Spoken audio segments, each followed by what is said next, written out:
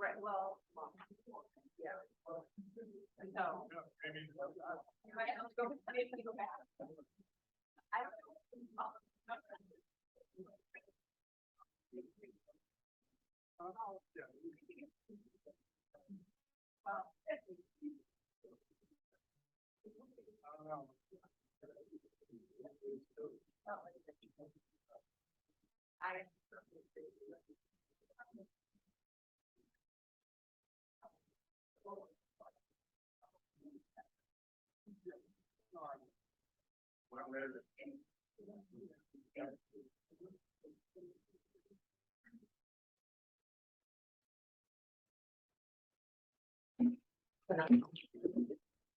Do you need to say anything? Are you set? Wait till Lindsay gets ready to go here. No. You can take your coat off. We'll wait. We'll wait. That's a little chance. Are you ready to go? Okay. I call the order to City of Petoskey City Council for November 7th, 2022. I ask that you rise with me for the Pledge of Allegiance to the flag of the United States of America. Pledge allegiance To the flag of the United States of America and to the republic for which it stands, one nation, under God, indivisible, with liberty and justice for all.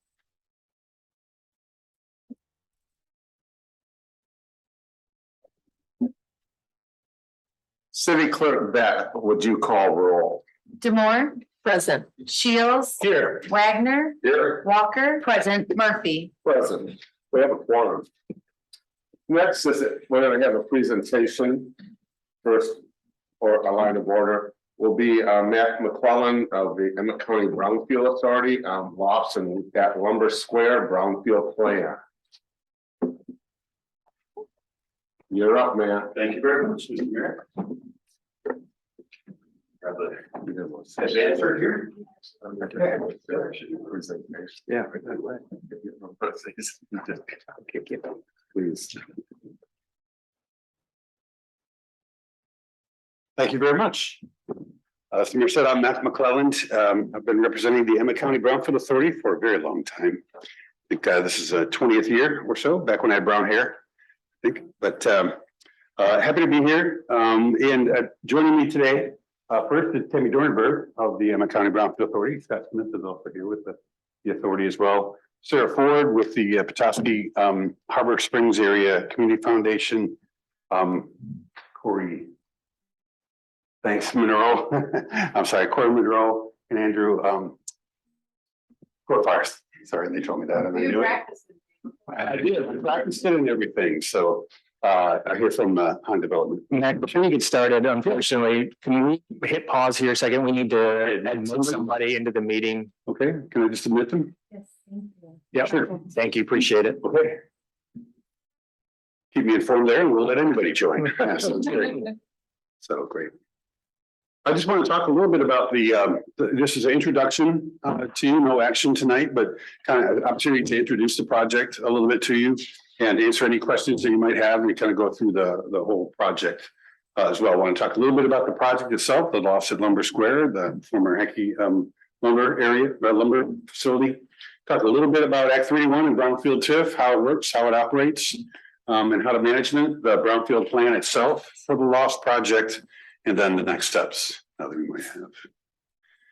So kind of first, I think many of you are aware of this, but the Petoskey Harbor Springs Area Foundation acquired the former Hankey lumber site and really to foster a collaboration and a partnership on the project and collaborating with J. Han Development to construct workforce housing on that site. Pretty exciting project and opportunity and challenging, I think we all might say, for that as well.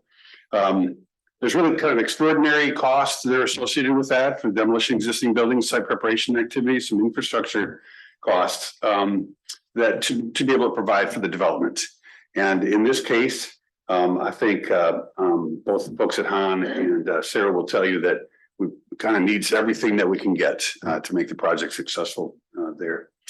There's also an interesting opportunity to provide some future funding for the Greenway extension, if there's interest for that. And I'll talk a little bit about that in infrastructure is an eligible activity, and there may be some opportunities to work on the Greenway extension as well. And really how this operates is that the increased taxes generated by the private development are captured and then used to pay off these extraordinary costs. I'll talk a little bit more about that. We have to come up with the cost upfront, but then over time, we're able to capture the increased taxes generated by that project. I think you all know the location there, the former Hankey Lumber, and includes these parcels here as well, bounded by Emma Washington and Fulton Street. And I'm going to turn it over to Sarah and Corey. I think we're going to chat a little bit about the project and can answer any questions about the project. And then I'll go into the exciting Brownfield TIF part. Leave him with all those details. Yeah, so thank you. Mac, could you go ahead? Oh, let someone in. Could you speak right into the mic? We're gonna put you on the payroll. Yes.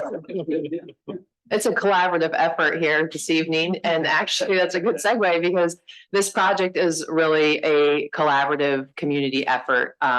The Petoskey Harbor Springs Area Community Foundation got involved with this project in order to ensure that this site could be preserved for workforce housing. And that was really our interest in getting involved. We've been long involved in the housing issue, but when this site was available, we wanted to make sure that that was the purpose that it stayed for. So we are proposing a single 60-unit, 3-story apartment building with lobby and community space. I can let Corey talk a little bit more about that. And again, the vision here is really for this to be affordable to our area's workforce, serving households that make up to 120% of our area median income, and is down to about 80% of the area median income. Again, the Community Foundation's interest in this project is to come together with our community and make a housing project come to fruition. We all know that we have an extreme need in our area, and the reality is the Community Foundation just saw that there were so many obstacles and barriers that were coming to play that we were having a difficult time getting anything off the ground here. And so we really hope that this project can be a catalyst for other projects to happen outside of our involvement or with our involvement in other ways. This is just one way the Community Foundation has chosen to get involved. We also have funding available for other projects that we might be able to, do in a different way, not in this depth of a way. So I'll let Corey talk specifically about some of the details of this project site plan. Just talking to this one, if that's okay. It's gonna be better to hear This you. one's better. We can switch. Yeah, You- someone can sit there if they'd like to chime in. Okay, hi, Corey Monroe with Han Development, also Petoskey resident.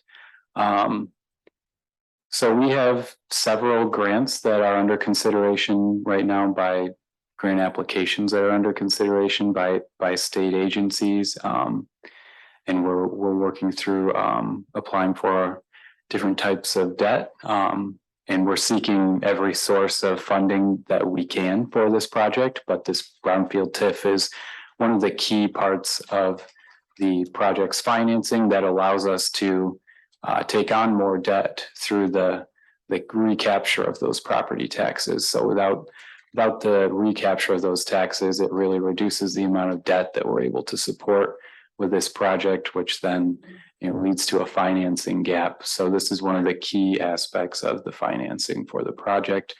Happy to answer any other questions that you may have about the structure or the building.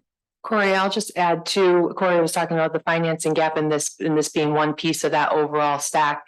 And the Community Foundation, in addition to owning the land and donating the land to the project, we have also committed to raising some philanthropic capital to also be able to reduce that overall gap that exists, allow the project to take on additional debt so that we can keep those rents affordable to our workforce. Without all of those elements in place, the project will not be able to keep the rents at the affordable rate. We will need to increase them substantially, and that is not anybody's goal in this project. So just wanted to add that bit from the Community Foundation's involvement as well. Yeah. Corey, what is the length of rent that would stay in the 80 to 120%? How many years would that be? So the minimum through the grants that we're applying for would be 10 years, but we're exploring options with the Community Foundation and legal counsel on how best to ensure that it stays affordable for the workforce for the long term, which may involve a deed restriction or some other type of enforcement through an operating agreement or something. But it's the intent of the Community Foundation and why they're involved is to make sure that it's affordable for the long term. Chime in a little bit. It's also a rental, as I understand, so it'll be operated under a single unified operator as well, as opposed to condominiums or home sales where it's a little more difficult to ensure that long term affordability. Mr. Moore. So I'm the last person to join the council, so everybody may know this answer, but when we're talking about 80 to 120%, what really is that range in terms of dollars? Does somebody? So 100% of our area median income right now is $78,000 for a family of 4. I don't know off the top of my head the 80% number, but Corey might have better, but I know 100% is 78,000 for a family of 4. And that obviously changes depending on household size and, you could do the math for 120% makes it to about 92,000. So if you go down a bit, it could be somebody 90,000, 100,000 could possibly qualify with 2 kids. Correct. Yeah. And okay. What bedrooms, just I guess. Just out of getting a better understanding, are these rentals for how many bedrooms are they? Just There'll be a mix of 1, 2, and 3 bedroom units with the majority of them being 2 bedrooms. okay. All right. Mr. Moore. So ultimately, is the foundation going to maintain ownership of the property, and then who's going to own the buildings themselves? How's that going to work? Yeah, so it's Sorry, I don't want to talk over you. not the Community Foundation's goal to be an owner of housing and, potentially having to evict people or something. And it's just not a role that they want to play. They see themselves more of I think, capital supporter. So we are assisting the Community Foundation in finding a partner, a long-term partner. Han Development will be the developer, and the Community Foundation is in discussions with a nonprofit partner who would be the ultimate owner and operator of the building. Thank you. Ms. Walker. Thank you, Mayor. I appreciate your time this evening and I appreciate all of the hard work that it's taken to get these public-private partnerships lined up. So I know that that's taken a long time to make that happen. I guess I'm kind of curious, have you identified a potential property management company that you would like to work with based on kind of some of the other affordable housing complexes that are in our area and in the city of Petoskey in particular? I think it probably depends on who that ultimate partner is. A lot of them do their own property management. Some of them will subcontract or contract out that property management work. I think probably the partner would do that themselves. And we are, as Corey said, we are having discussions with our top choice in terms of the nonprofit owner. I don't want to say, because their board hasn't committed to anything, so I don't want to put them out there as the ultimate owner, but those discussions are underway and moving forward. And so hopefully in the very near future, we'll be able to confidently say this is what the ownership structure will be like. And it is our intent, though, to make sure that are agreements in place so that the long-term, as Corey was saying earlier, the long-term affordability is maintained because the community foundation has a significant investment in this already and wants to make sure that we adhere to, all the donors that have come to the table in order to secure the land, and all of that intent is to make sure that this stays affordable for the long run. Mr. Monroe, so you are interested in the possible deed restriction? That's one of the options that our legal counsel is exploring, yeah. Okay.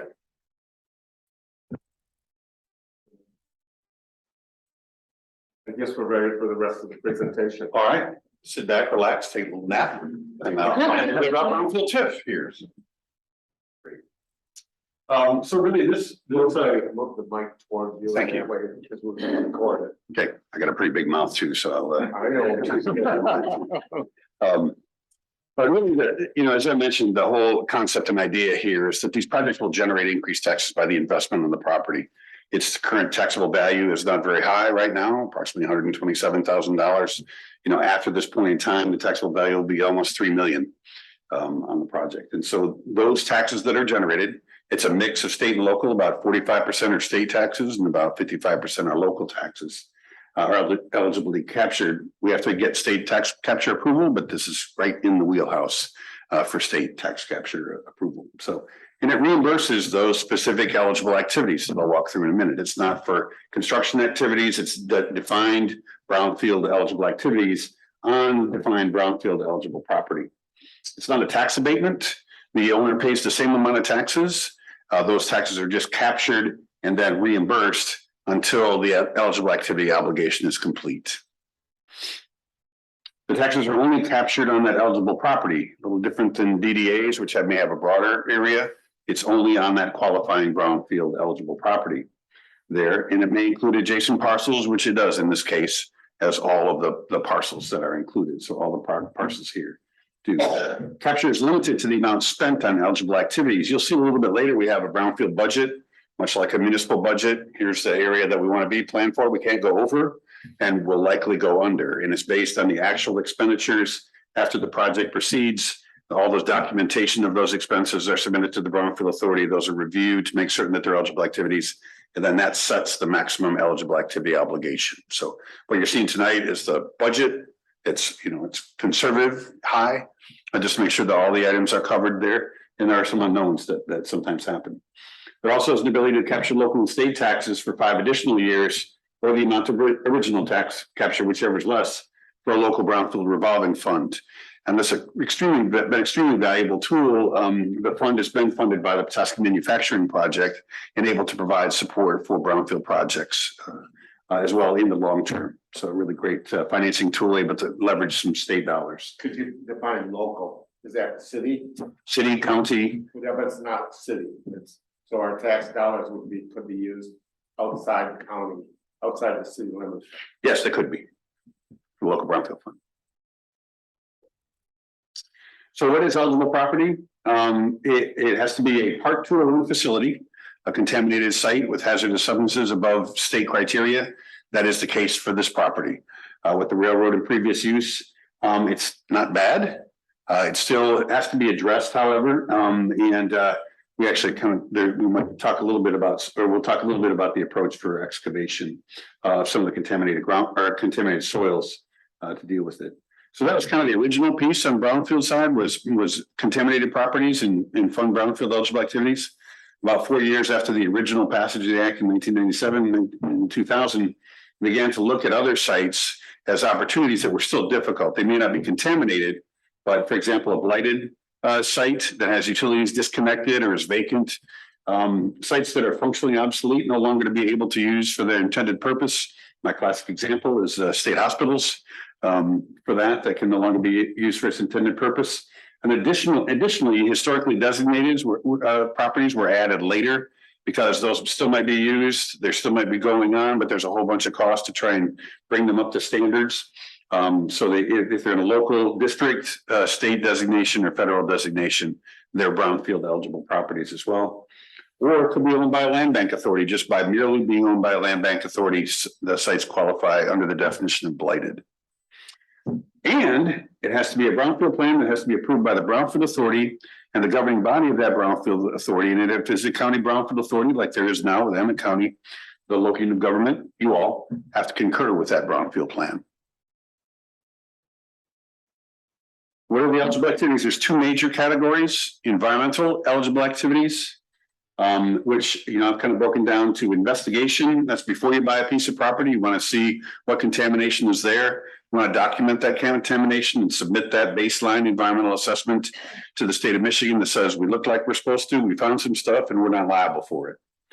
Even though you're not liable for that contamination, you still can't expose people to it and you can't make it any worse. You can't dig up the contamination, put it on your neighbor's property. Or if there's direct contact, you have to cover that up. If there's groundwater and there's no drinking water supply, you have to provide protection for that. So it's all about those pathways. There's also some activities, and just recently they added department-specific activities, which were covered in kind of Part 201 to cover mold, other demolition when there's an environmental issue, dredging in waterways, things of that nature. So not applicable to this project. So there's also non-environmental eligible activities. And this was really a change that happened a few years later. This started in 2000, where they added lead asbestos abatement and demolition for all Michigan communities. So understanding that those are diseconomies from projects, you got to take down the building, you got to abate that before you can even begin a project. That was added as eligible activities. And then obscure and relocation of public facilities for economic development. There's only been 2 done in the state. I did one of them. It's kind of rarely used very much. Then I think about 2004 was added site preparation and infrastructure. There were some efforts to say, hey, we want to provide some additional incentives for core communities, qualified local units of governments, commerce centers. They were called the areas where we want to encourage investment. And Petoskey is one of those core communities. Interestingly, it was added as a county seat in about 2014 or so.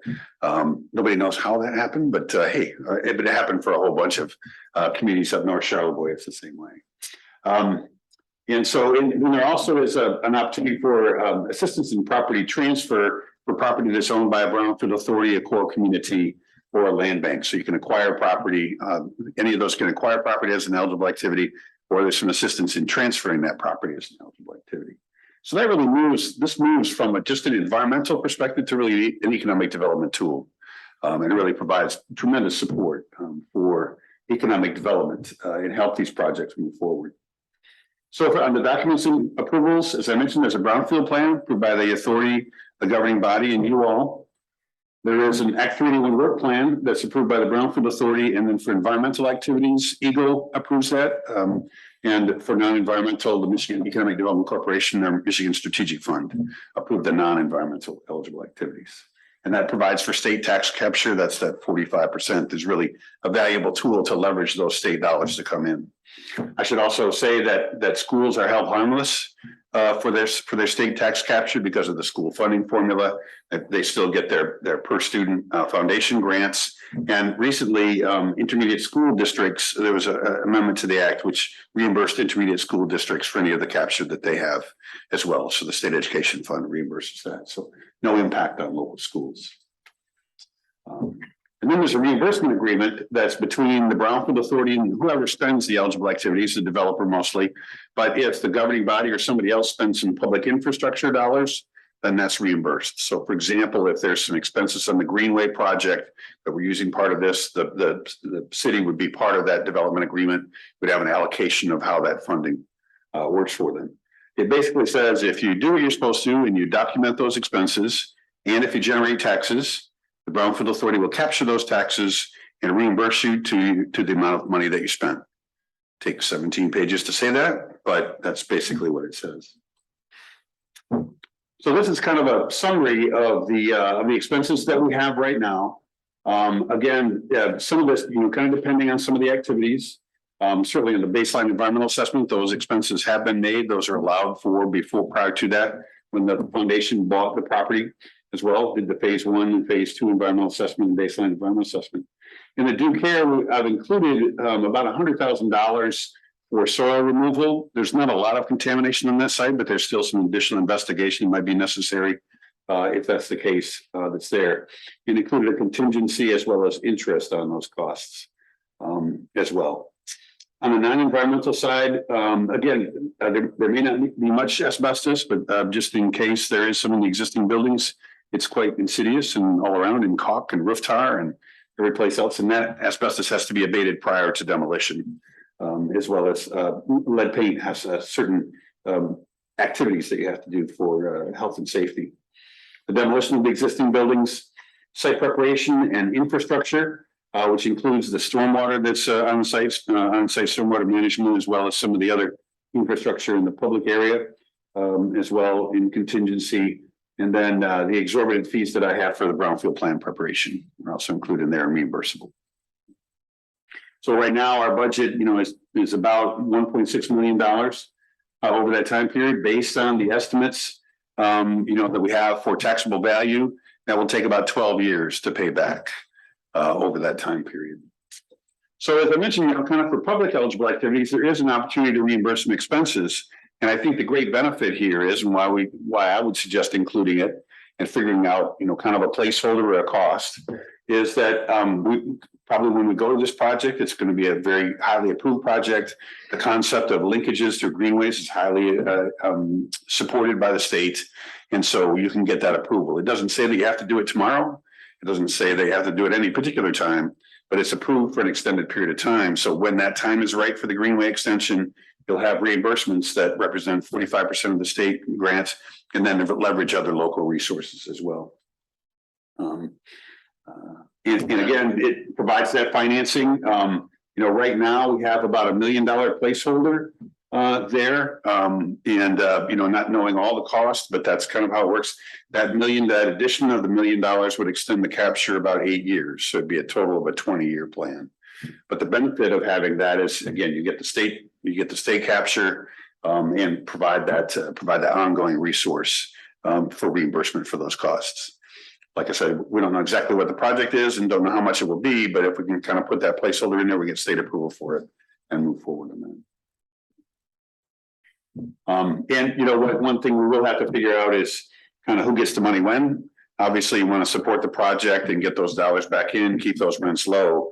And so often, especially in this, and I'm not sure what the status is, but I don't think you're ready to start tomorrow on this section of the Greenway. But as that comes in, typically the early dollars go more to the developer, and then we can kind of cascade it, lower and then higher for the public resources later on.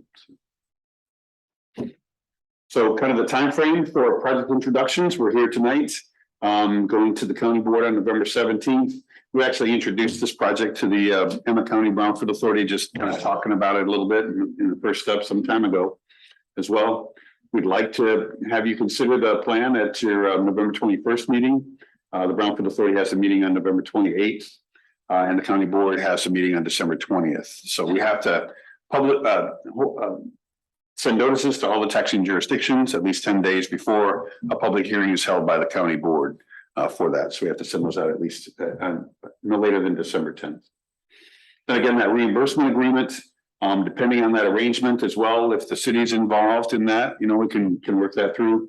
Come back in year at a December meeting, if that works, and provide that. And that primarily is between the Brownfield Authority and whatever entity ends up right now, the Petoskey Harbor Community Foundation, and then that agreement could be assigned to the ultimate entity.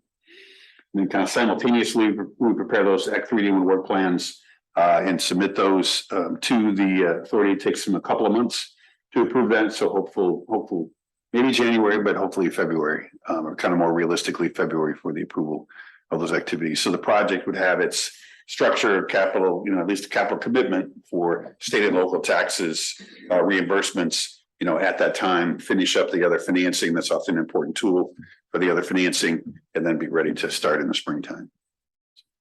I'm happy to answer any questions about any of that stuff. You mentioned the local or, you know, supporting some pilot programs where Brownfield, where is that? For the local Brownfield Fund? Yeah, and you would capture it for futures. Where's that line on this?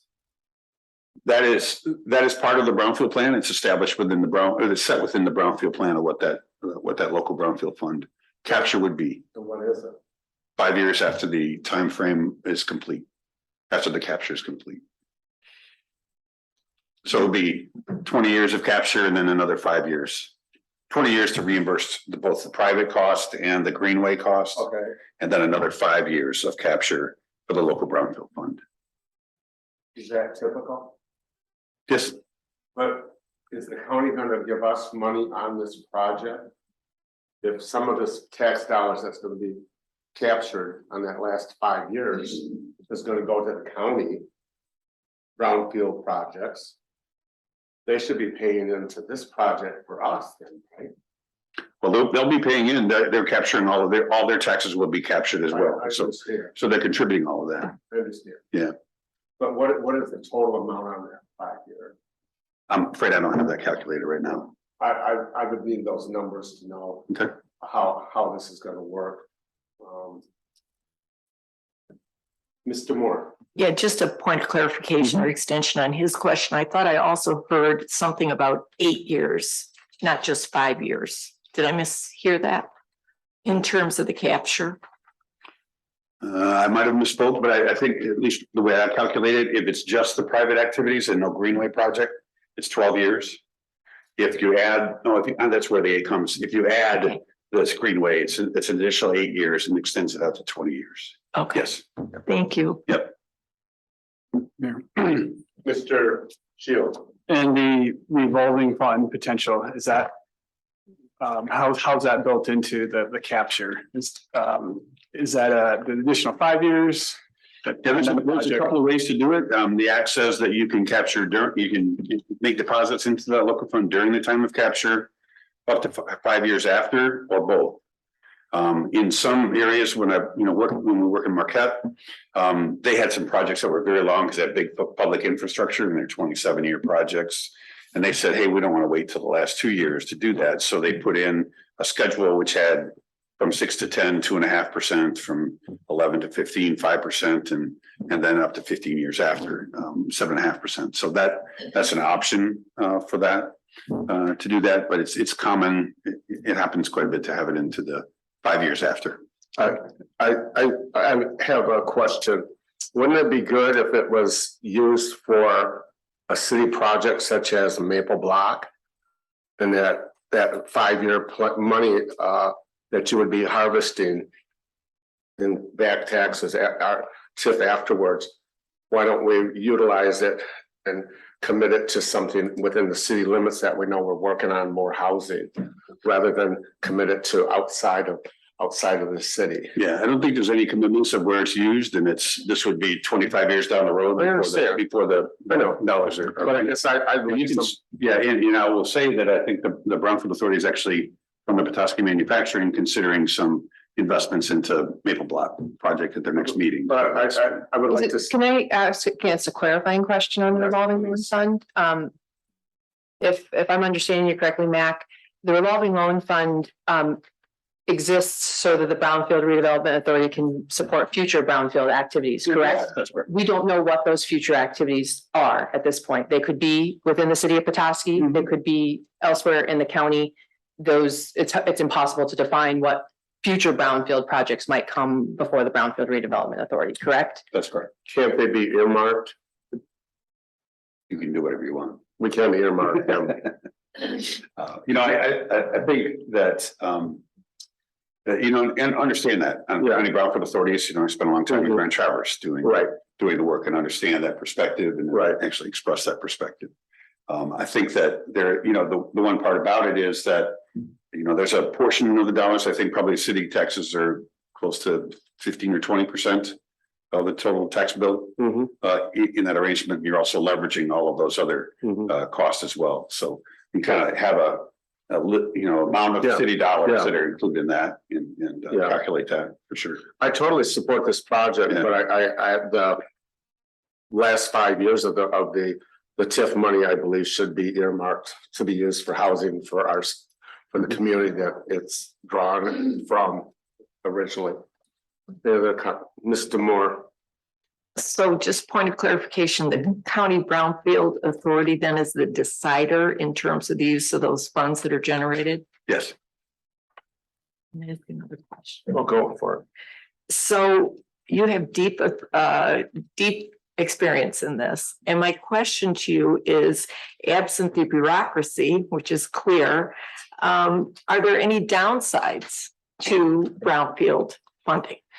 It's one of the most wonderful things. I have a long career in public service as well. It's one of the most unique and wonderful things is there's very little lose-lose on these options. One, because this project can't really move forward without this support and other support for the project. And so those are taxes which wouldn't be generated.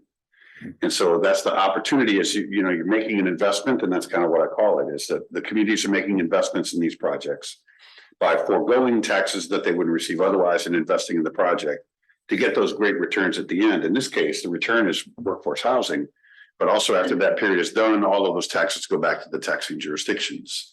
I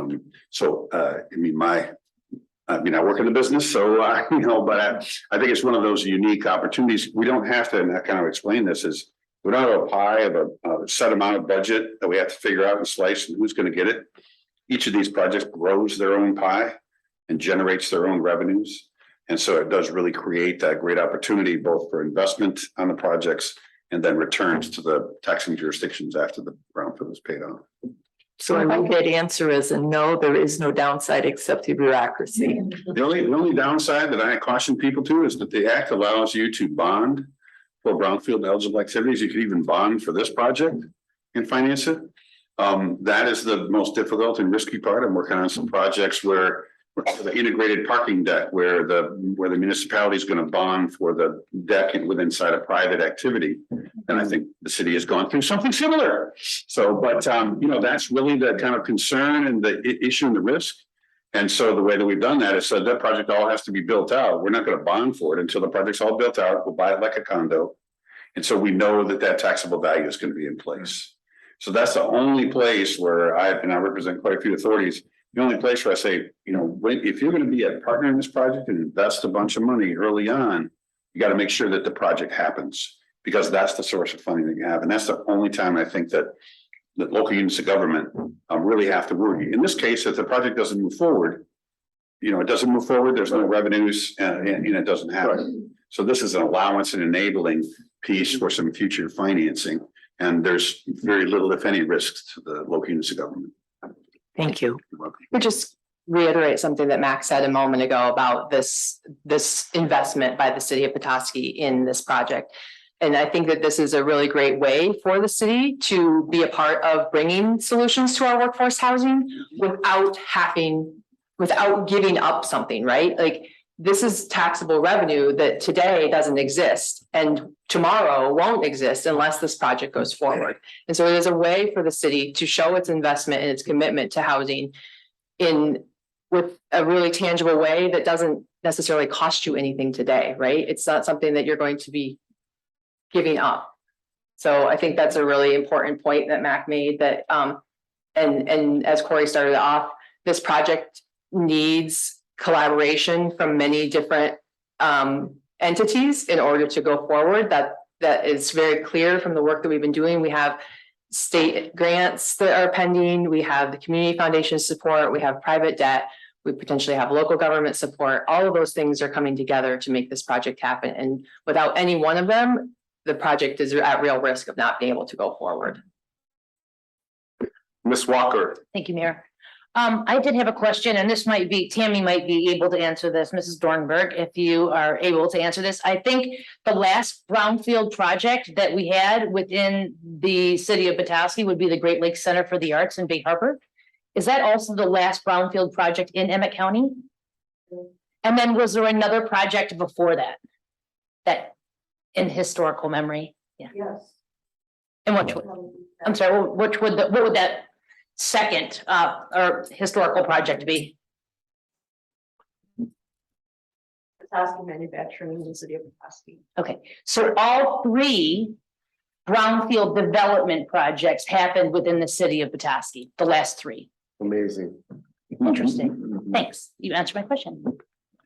And if I can add to that, Yes, please. I worked a lot in Traverse. Mhm. There are 16, 17 projects with 2 or 3 outside of the city. Mhm.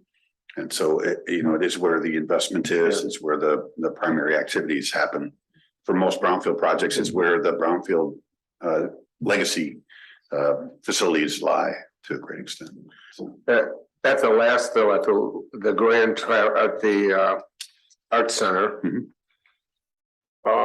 City council went through and eliminated some lines. And one of them was reimbursement or the funding of future plans for the brownfield. Because you guys couldn't make a commitment that it would happen, that money would be utilized in the city itself. And I kind of feel the same way. I totally support and will vote for this project, but I'm not thrilled about the last year 21 to 25 going towards tax dollars that we're going to take from that project and give to the brownfield county to disperse it within the county. I believe it should be earmarked either to stay in the city or not included in this project. I have some suggestions. I'm not authorized to negotiate at this point in time. But I have some suggestions that will work with Shayna. That's great. And to kind of understand your interests Yeah, and need and try and develop something. understand, your timeline of us at the next meeting voting on this without us having any numbers. I can't really support something without. Well, you'll have all the numbers in the brownfield plan here shortly. Okay, Yeah. yeah, but then is that going to go to a second reading? Yes, On the 21st, you're saying? yes, or would that go to a vote, approval of the plan on the 21st? I think it would be an approval of the plan at the 21st. Okay. When would we see numbers? I don't know. In about a week. Okay. I just think they need to be presented to the public to see it as well, not just city council. I know you guys are, Lindsay, an advocate of public awareness. It's a public process for that, so I think we can Right. assume that the proposal comes together. If it's a public hearing and a second reading, you have all the documents in front of you. Okay, very good. Yeah. Mr. Shields. Thank you, Mayor. I want to, Ms. Ford, stole my thunder. I want to say, no, it's great. I'm just echoing it. The collaboration is awesome, very inspiring. And the fact that there's opportunity for the city to join that collaboration, that's awesome. And I'm going to enthusiastically support that. To me, the idea of there being, again, there's not taking current tax value for this project, but future tax value and adding to a pot that would benefit our region and improve the economies of our region is something to applaud and get excited about. So I'm enthusiastic about it and look forward to seeing the numbers and getting behind this. And question, 2 questions. One, the project sounds like it's continued on more than just this. There's some other funding that's you're waiting on. If you could speak a little more to that, and also just if there is any updates about any feedback from the RAP grant. And I understand that was not something that we were awarded, and if there's any feedback that you as applicants received. Thank you. I can speak to that. So the RAP grant, the MEDC has expressed support for our application. At their initial board meeting, they only allocated 83 million of their $100 million. So they have expressed support for our application and encouraged us to apply for the CRP loan part. Good. That would also be considered at the same meeting. So that's the main grant. And then we're also, we have a grant application submitted to MISTA for their missing middle housing program. But the RAP grant is the primary one. Okay, thank you. Sounds great. Mr. Wagner. I almost feel like I have to comment, but I want to echo what Derek said actually, and I've said all along on these really big problems that we're facing. We need innovation, and collaboration is a form of that. I want to focus on getting this thing done, and anything Guy and we can do to support that. I think that's the positive message that needs to be out there as you go for other money, other grants, other help. And I don't remember, Sarah, can you just clarify I'm thinking that you raised $500,000. Was that all private money? And that's just, you're just giving that to the project. That's correct. That was from private individuals and other foundations that we went out and raised that $500,000 to purchase the property. And that is part of the overall capital stack. The community foundation is donating that land to this project, as well as significant other philanthropic capital that we plan to raise to fill that gap. Thank you. Anyone else? You know, Petoskey has shown their desire to work with your brownfield of the county and anyone else, whether it be for Petoskey Plastic, Petoskey Manufacturing over here, the Art Center, and this project. And I'm sure this project, you know, we will support it wholeheartedly because we're going to pick up 60 apartments and opportunity to increase our workforce here in Petoskey. So good luck. Keep us posted, and we'll see you in 2 weeks. Thank you. And I just want to say regretfully, I will be out of town on the 21st, but somebody from the community foundation will be here to answer your questions and do their best in my stead. So it does not indicate my lack of enthusiasm for this project, but it was pre-scheduled before we knew we were going to come here. So apologies for that. You send DJ. Can I ask a question? Yes. Shane, could you get us a copy of that time frame? That would be really helpful for me to see some of those dates coming up, especially in November. If that's something that Mac, you'd be willing to share with us? Yeah, I can send you the whole presentation. The whole PowerPoint. Yep, sounds great. Thanks, Matt. Sure, thank you all. Thank you. Next, consent agenda to see adoption of a proposed resolution that would confirm approval of the following. The October 17th, 2022 regular session city council meeting minutes, as well as acknowledge the receipt of certain transactions that have occurred since October 17th, 2022. And I take it to council for possible motion or additions or changes.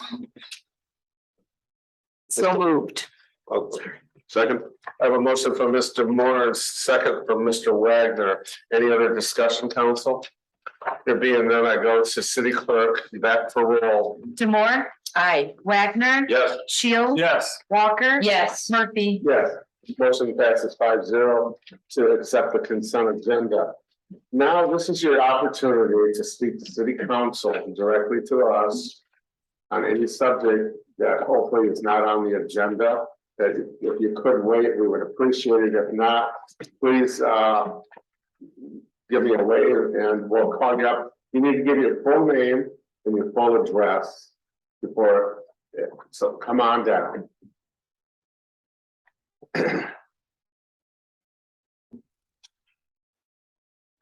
Marsha Meyer.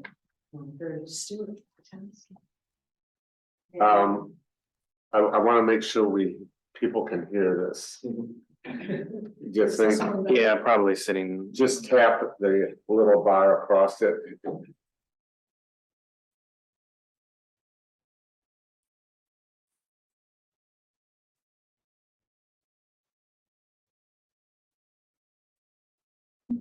There we go.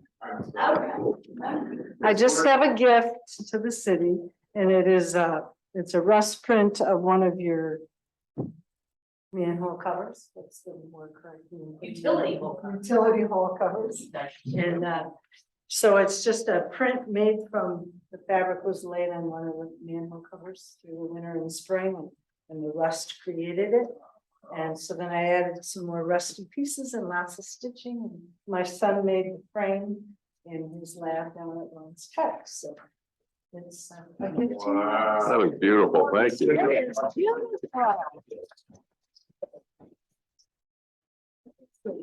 Very nice. Marcia, I have a question for you. What was your inspiration for this?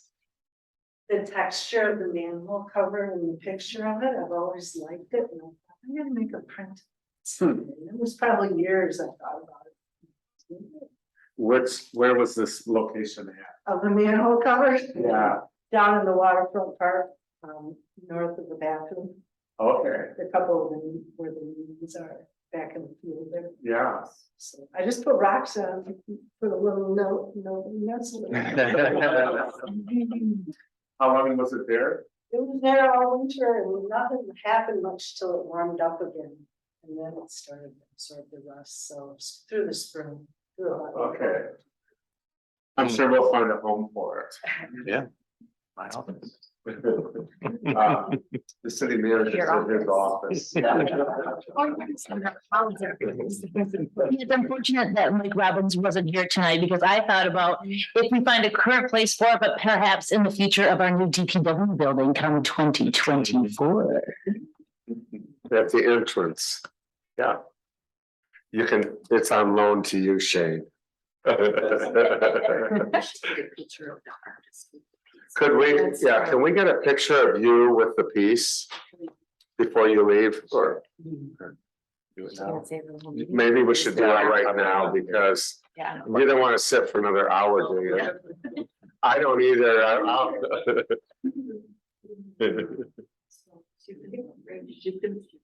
Yes, thank, all right.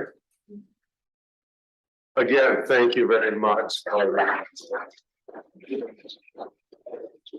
And do thank your son down at Lawrence Tech for the frame too. Anyone else wish to speak to council at this point? You better have something pretty good to top that. Anybody online? Nobody. Okay, next, we're gonna go to city manager's update, and I'll turn it over to our city manager. Thank you, Mayor. I'm gonna keep my report fairly brief. We're gonna be talking, you're gonna hear me talking a little bit later about much more important detail coming up, but wanted to highlight a few things happening. Next week, a few meetings happening. We do have a special council meeting. Maybe it's been a while since we've talked about this. I don't know if this is still viable or not, but it is on my calendar for Monday, November 14th. One thing that I was tossing around, and I'll just throw it out there, we don't have to discuss it yet, but if you so desire, we could use this session more as a budget work session if you really wanted to dive into the 23 budget a little bit and do a little Q&A and get your questions answered at this meeting, and then use what we were going to talk about here maybe after the first of the year, kind of dive into the action items maybe at more depth. I just thought maybe the budget may take a little bit more priority at this point in time, but I'll leave that for you to decide, or you could decide, you know, with everything going on, the busyness of the season we're in, maybe we don't have it at all. I'll leave that to you to decide, but potentially that's an option to use that meeting. Can we hash it through right now? Yeah, if you want to, sure. Yeah. I'm okay with 5:30 on the 14th. And would we utilize that instead of tonight for the budget? It's up to you. Mr. Shield? I'm okay with the 14th as well. I think the topic, I'm gonna see how the budget discussion goes tonight, if it's needed, that topic, and if not, then I would be in favor of sticking with the action plan personally, but Possibly, we Unless we won't need it if you cover the budget and give us a summation of it. Mhm.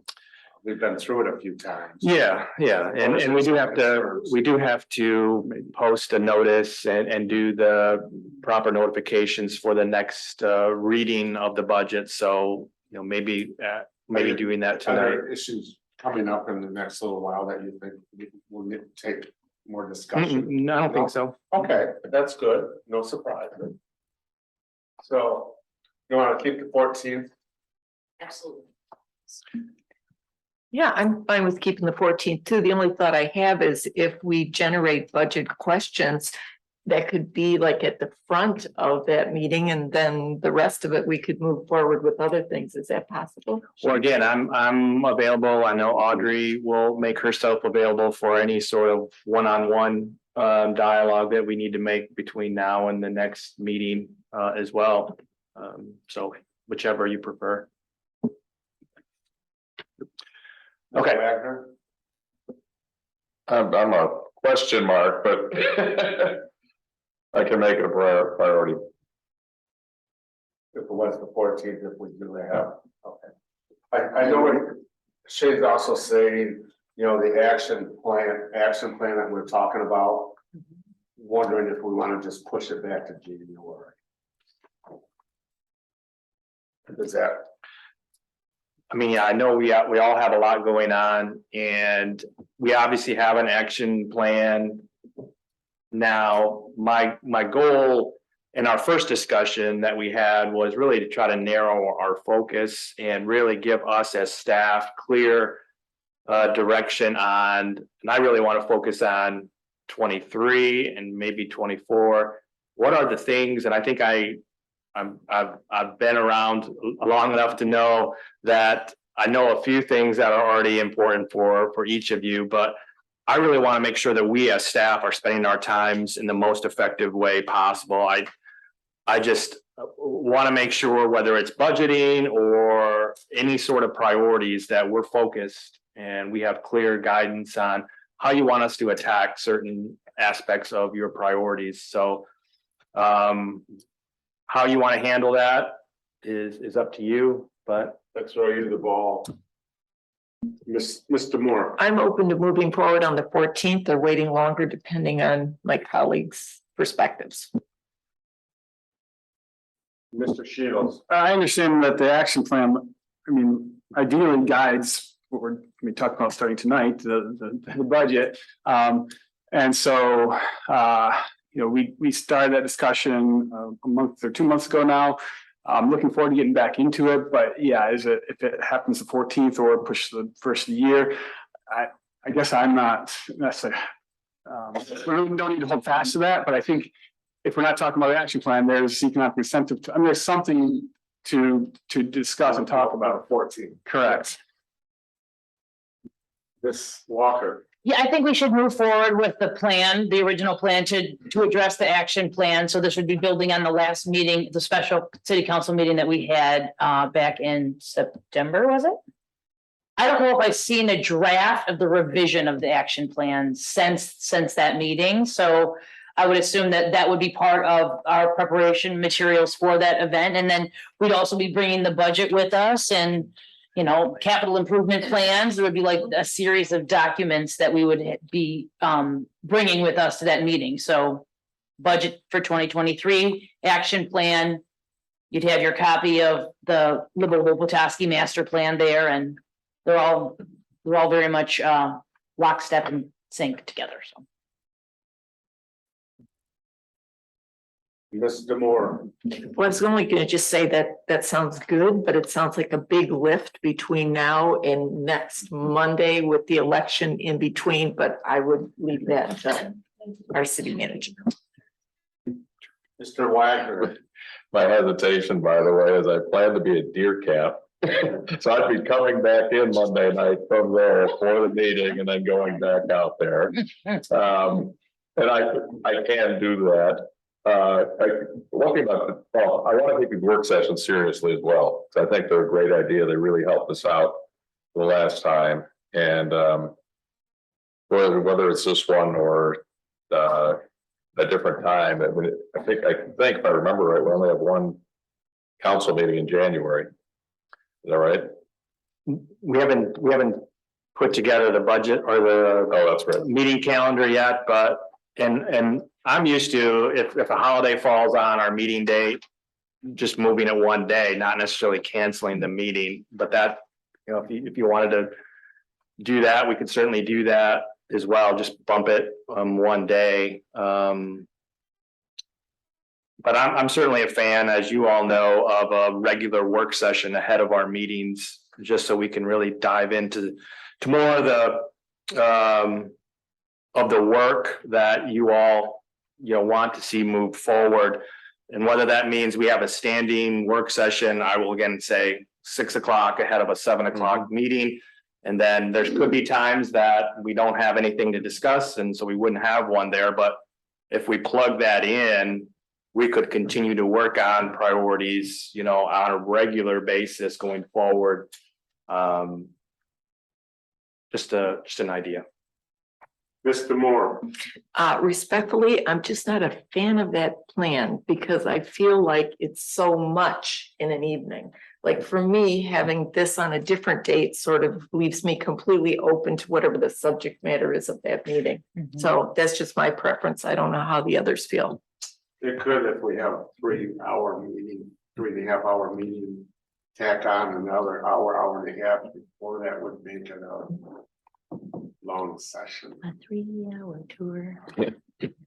This, Madam Manager, There, I'm okay with going forward. If I can't make it, I can't make it.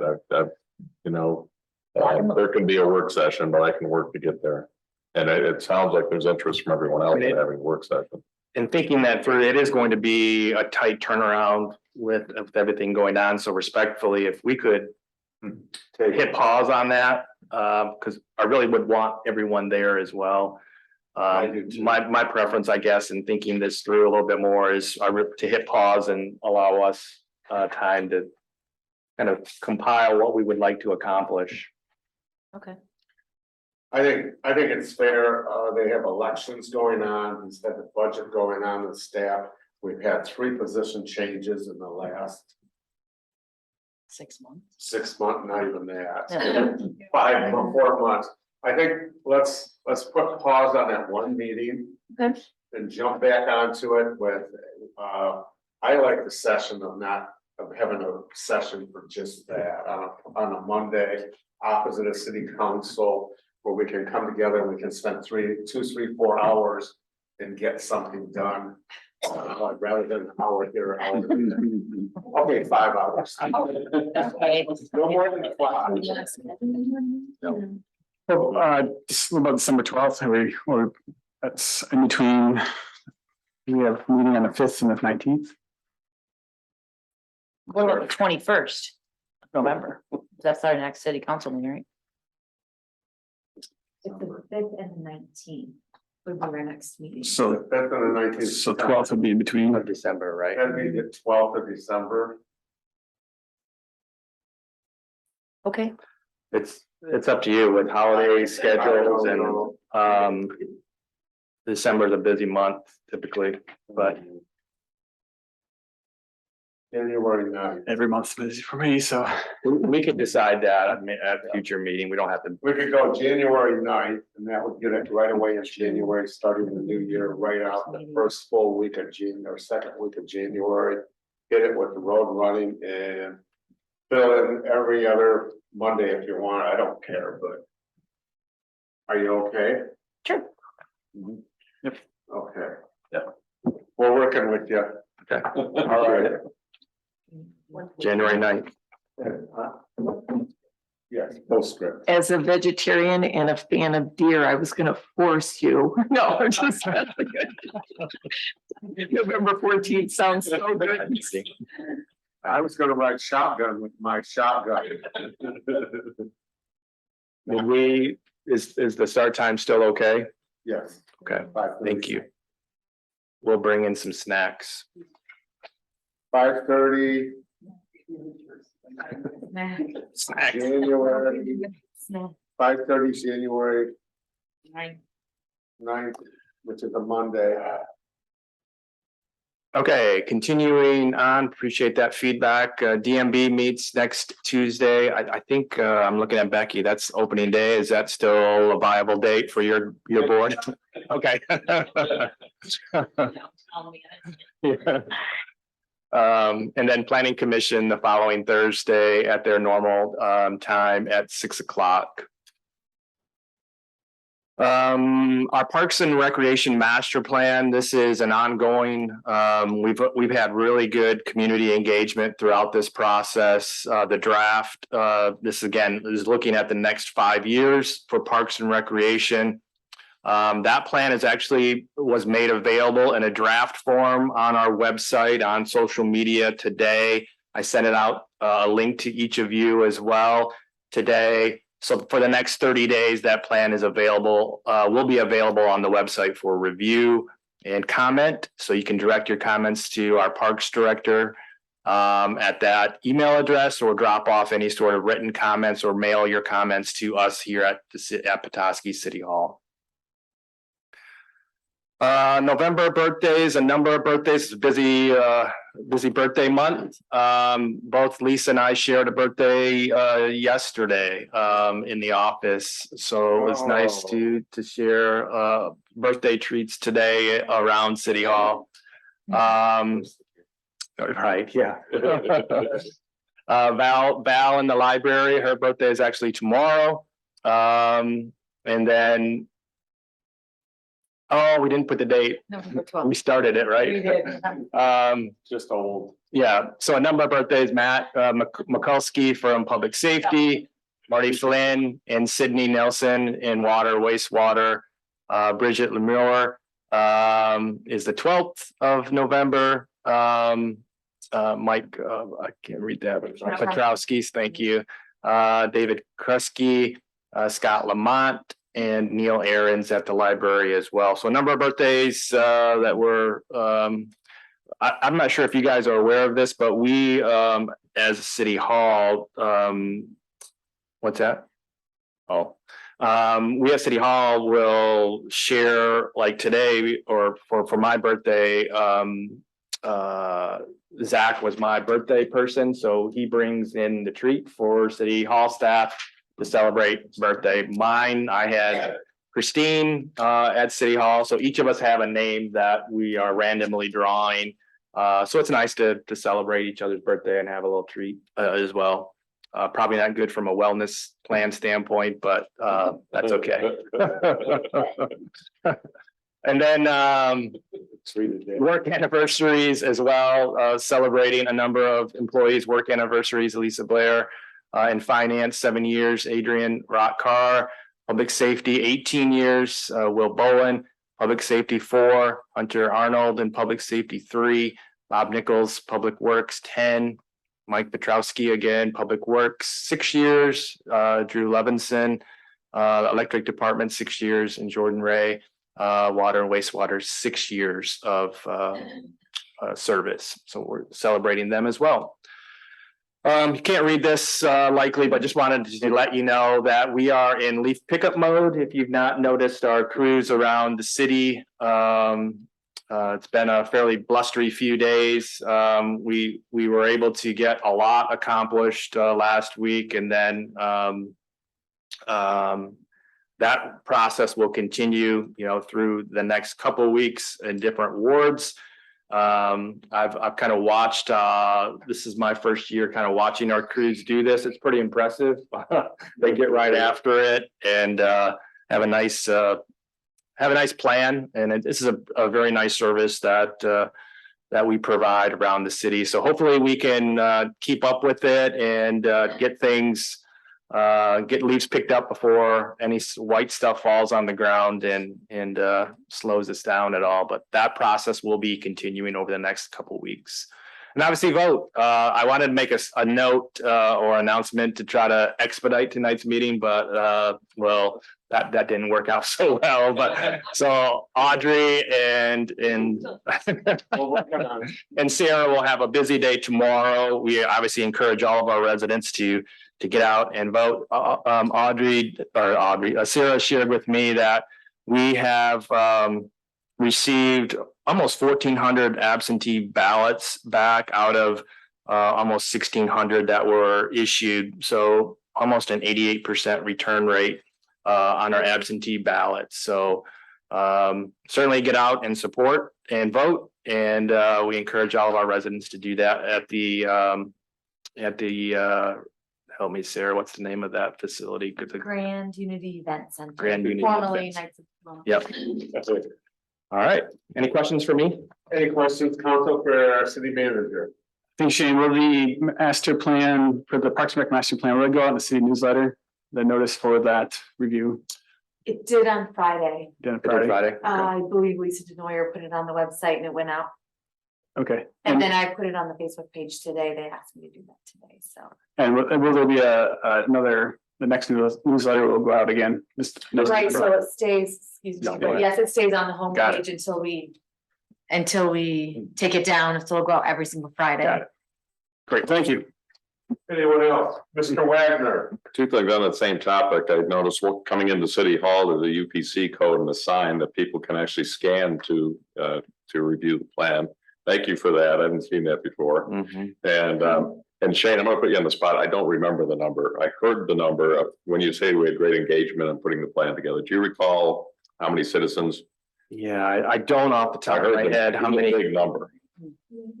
280 More folks than 5 years completed the survey. Is that what you're asking Yes, about the survey? Yeah, about 280 folks completed the survey, which I think was around 100 5 years ago.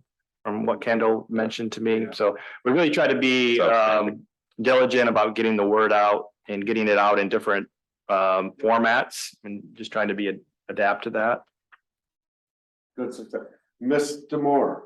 Just a follow up, all those public comments are at the back because I looked at the plan today, so it's kind of nice to be able to see them all together. Okay, moving on. Does anybody in the public wish to speak to council regarding the city manager's updates? Nobody online either. We're gonna move on to old business. It's the discussion of a zoning ordinance amendment to increase height standards in the B3A Reserve Commercial District. And for that, I'm gonna turn it over to City Manager Horn. Thank you, Mayor. In your packet is a letter from our planning director. Just kind of summarizing the planning commission's discussion at their October 20th meeting, essentially moving to send this back to city council. So I don't know if there's much to discuss tonight, but what we would like to accomplish, if it's the desire of council, is to move forward to notice December 5th meeting for our public hearing for this discussion, and we'll notice that meeting accordingly if that's the desire of council to move in that direction. At that time, that would be the desire of staff to move, at that meeting. I'll ask council, but I will say that we were with the understanding that if they did nothing, we would take action.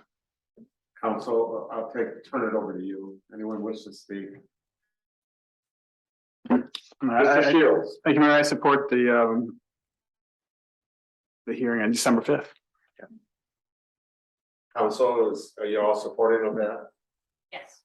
Okay, so it would, we would have would it be a public hearing at that time? Yes. And could there be a motion to? Or would it have to go to the next meeting? I have to go to the next Next meeting. Yeah, so Right. 2 readings. So we have 2 meetings. Mr. Moore, Will Zach be at the, Yes, okay, Yep. thank you. if he's not, we will. he will push be. it To make it. Yeah, with them. I believe it's real important to work with you guys as well. If there's 1 or 2 of you not here and there's major decisions to be made for the city or by the city. I believe it's more important to pass a week or two up than not have your voices, because you're the elected officials here, and we're the ones that need to make this the best decision. If I can just confirm, Mayor, Yeah. so we're saying that the first public hearing and the first reading would be on December the 5th and the second one would be on December the 19th? That's correct. Excellent, thanks. Or if you could decide after hearing public hearing that you want to ponder it and move it later, but that's the typical progression. So we have the reading, public hearing, followed by the next meeting, possible action. Okay. Moving to new business, the adoption of a proposed resolution would authorize contracting with WF Baird and Associates LTD, Madison, Wisconsin, in the amount of $38,000 in a site study for the Little Traverse Wheelway. And I'm really excited about this. City manager? Yeah, so we've been meeting as a small steering committee, if you will, with the Trails Council, Kendall and I, and Commissioner Wagner. Really trying to keep this front and center. Obviously, I know and understand because I hear a lot of comments about the trail. This is a unique and maybe once in a career type of project that it's not straightforward by any means. It's challenging in many different aspects. Financially, just being one aspect of that, structurally, you name it. There's a lot of uniqueness to this project, a lot of players that need to be involved as well. So we really want to keep some momentum going on here. We've obviously spent a lot of time and resources exploring the upper section of the trail. The feedback was we want the trail back where it was, the beauty that that trail provides and we all enjoy. So we kind of need to run through that same analysis and then some for this lower section. So we really want to try to take advantage, and we were talking about this last week when it was 70 degrees and now it's going to be 30 degrees here in a couple of days. But trying to take advantage of this nice weather that we've been having and get Baird re-engaged and do some hydrographic surveys, which is really the lake bed itself, and then topographic surveys before the weather really kind of pushes us into more of a dormant time period for field work. So they believe they can get a lot of things accomplished yet before the weather moves in. I will correct, the memo talks about, Baird being able to complete the work before the end of the year. That's a little aggressive. If you read their proposal, they do provide a disclaimer that essentially says, if weather moves in and they're not able to do all their field work, they may have to push it until the spring. But we're going to try our best. I know they will as well, to try to get as much or all their field work done as they can and work with us to accomplish that.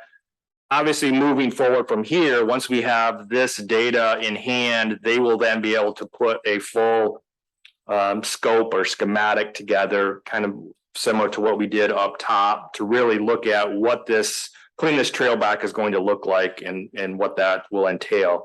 So without this field work, we're going to need this work done. So if we can accomplish it now and take advantage of maybe another month or so of good weather, then we certainly want to get every possible day that we can get, which is why we're trying to expedite this and move it forward, really with just council's consideration at this point. I'm not asking anyone else for consideration because personally, we don't have, at least in my opinion, don't have a lot of time to do our presentations around the county to get this accomplished. Obviously, the next lift is going to be pretty important. It's going to be a pretty heavy lift, and we're going to need all of our partners to come and be collaborative at that point. But for now, I would really appreciate your direction to move forward and get Baird engaged. Ms. Walker. Thank you, Shane.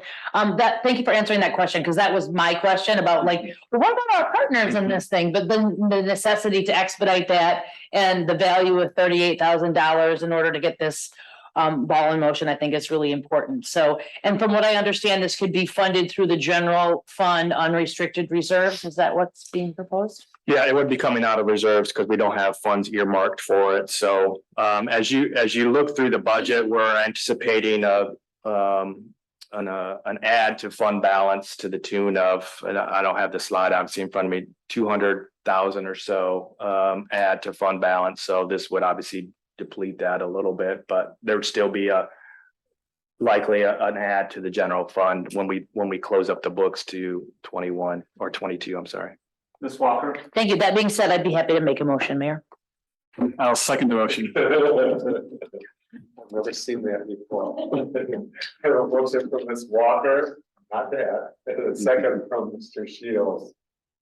It's kind of like Jeopardy, because you guys are also in class. Well, you said you wanted to expedite, I'm expediting. I don't have that support, I don't think, but some of the discussions we had last week, Kendall mentioned from a Baird standpoint, having leaves off the trees is very advantageous to their study time-wise. And I also believe this is not about creating a multi-million-dollar bike trail. This is about safety and shoreline stability. Yeah. And when Brent from the Trailway Council asked in the discussion how we could compress the timeline, the answer was, we don't have a timeline. This is going to give us all that heavy detail so we can start to PERT chart it or Gantt chart it and actually look at it factually. So this is an important piece, and I know Petoskey will be seen as a, as a leader and will be appreciated by a lot of people. Mr. Shields. And can you speak, Shane, to the meeting coming up, the Trails Council's leading, it's a public, open to the public? Yes, November 15th. Trying to remember the time. 6 to 9. It's opening day. It's 6 o'clock. Yeah, 6 to 9. I tried to convince Brent to maybe change the date, but because we have a couple of conflicts with DMB and, people will be sleeping under trees. Which is what I did when I hunted, but and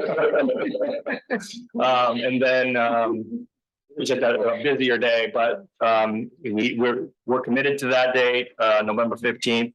I believe it's 6 o'clock at Beard's, really to just talk, get around people that are passionate about the trail and talk. We will not have a lot of detailed numbers to share, but and I know that will be the question, how much is this going to cost? And that's still in flux, to be determined, obviously, and still we have a ways to go to get there, but there's always value in getting people around the table to talk passionately about any subject. So I'm anxious and looking forward to it. Yeah, I appreciate that. The transparency, I think people appreciate the opportunity to ask questions and be part of the process. Yep.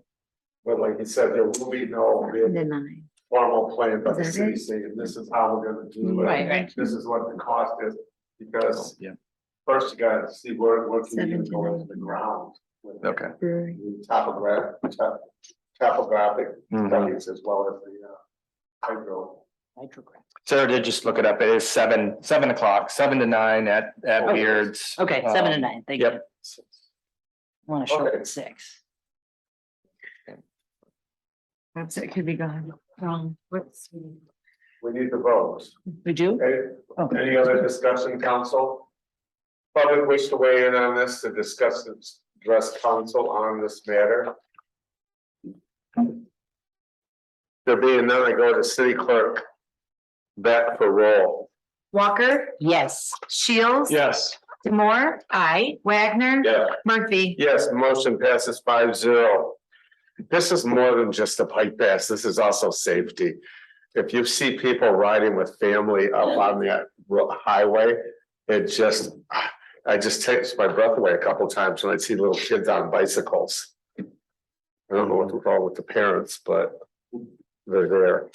Next, the adoption of a proposed resolution that would confirm acceptance of a recommended special assessment role that would spread cost of programs and services as requested by the city's downtown management board. And that would schedule a November 21st public hearing to receive comments concerning those proposed special assessments. And for that, I turn it over to.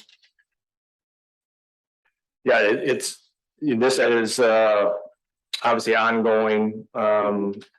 We've been through this a number of times between myself and Becky. We're here to answer any questions. This is, step 2 in a 3-step process, if you will. So this kind of sets us up for the November 21st public hearing. Do I have a motion or a discussion? So moved. I have a motion from Mr. Moore and I have a second from Mr. Wagner. Any other discussion, council? Any questions? Becky's here if you do. No, I know we've gone through the whole question thing last meeting, and we will see you in 2 weeks. Yeah. So we have a motion from Mr. Moore and a second from Mr. Wagner. Does the public wish to weigh in on this? There being none, I go to City Clerk Beck for roll. Demore, Aye. Wagner. Yes. Shields. Yes. Walker. Yes. Murphy. Yes. Last on the agenda is the presentation of the city's recommended 2023 annual budget and adoption of a resolution that would schedule a November 21st public hearing to receive comments concerning the proposed budget and property tax millage rates that have been recommended for the fiscal year 2023. And for that, I turn it over to City Manager Horn. Thank you, Mayor. Always want to first give thanks where thanks is due.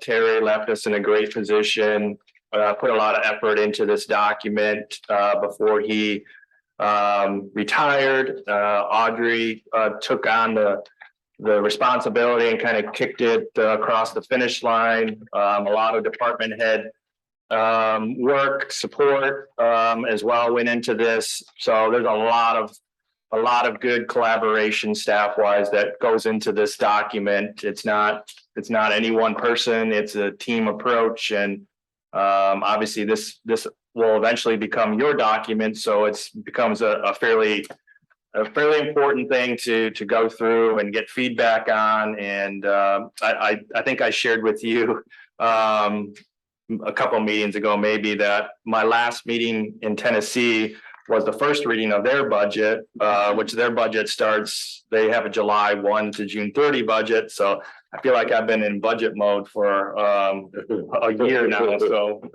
yeah, it's a process, but do you have the slides up? In there, yeah.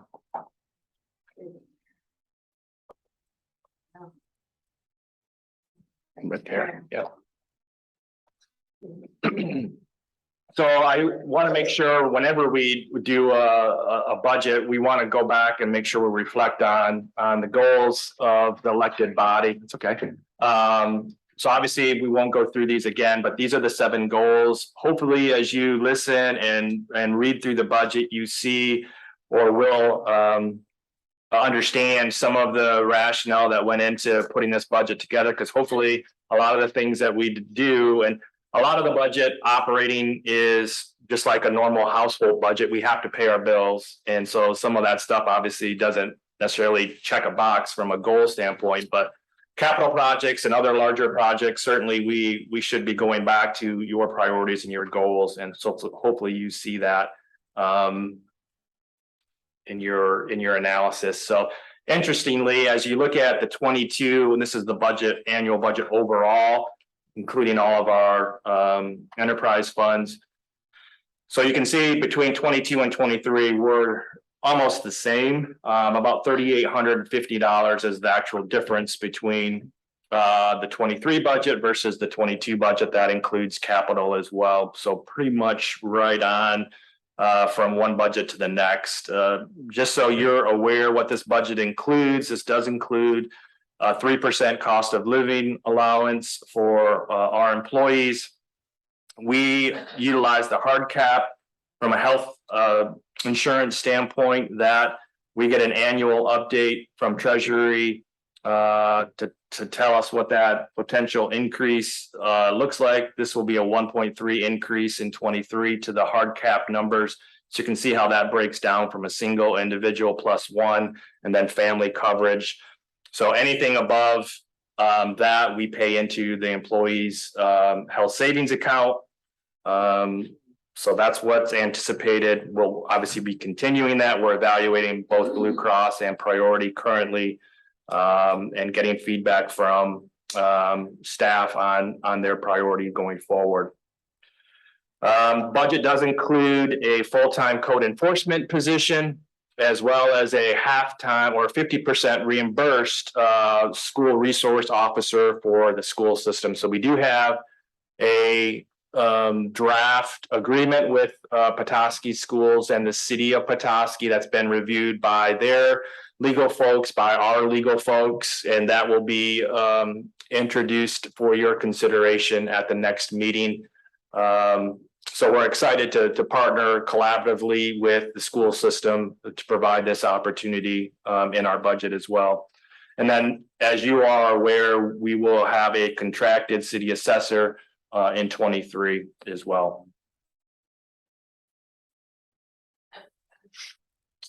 So continuing our unfunded accrued liability, this is our pension fund. And again, I cannot pat each of you on the back enough, and just the investment that you've made into this fund. I think we're in a really enviable position across the state. When I talk to colleagues across the state about being 92% funded for our pension program, it's really we're in the top tier in Michigan. So that is due to really some diligent financial investment and a commitment to go above and beyond our normal contribution. So kudos again to each of you for making that commitment.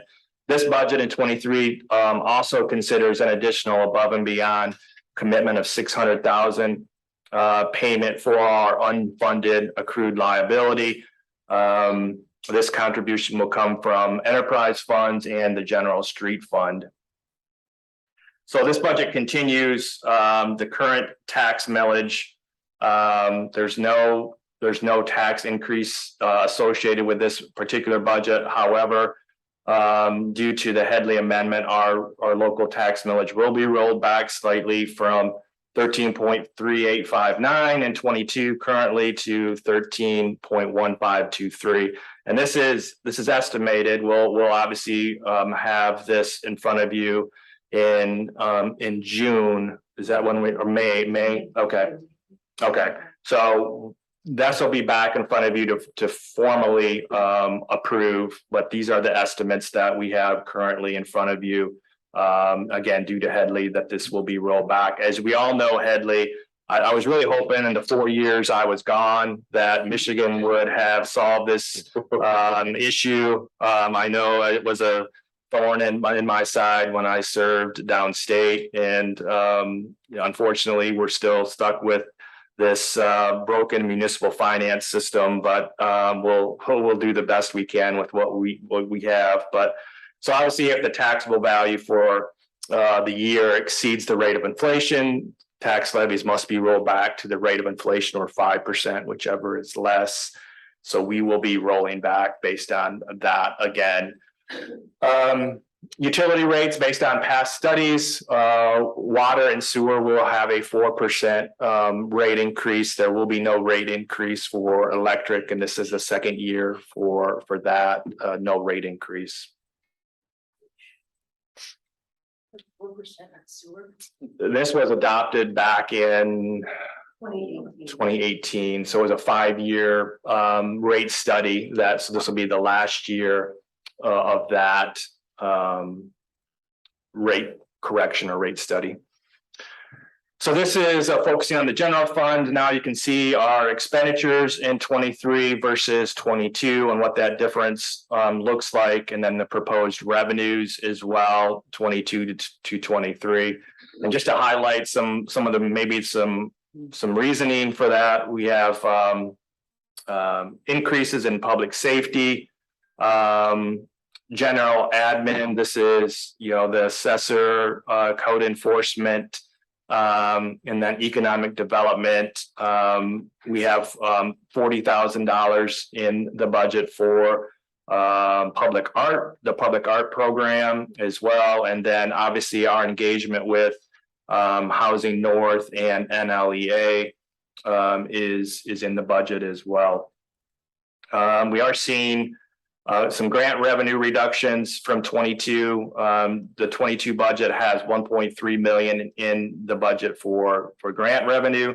So we're scaling that back in 23 so that's some of the difference from a revenue standpoint is just in the grant revenue as well.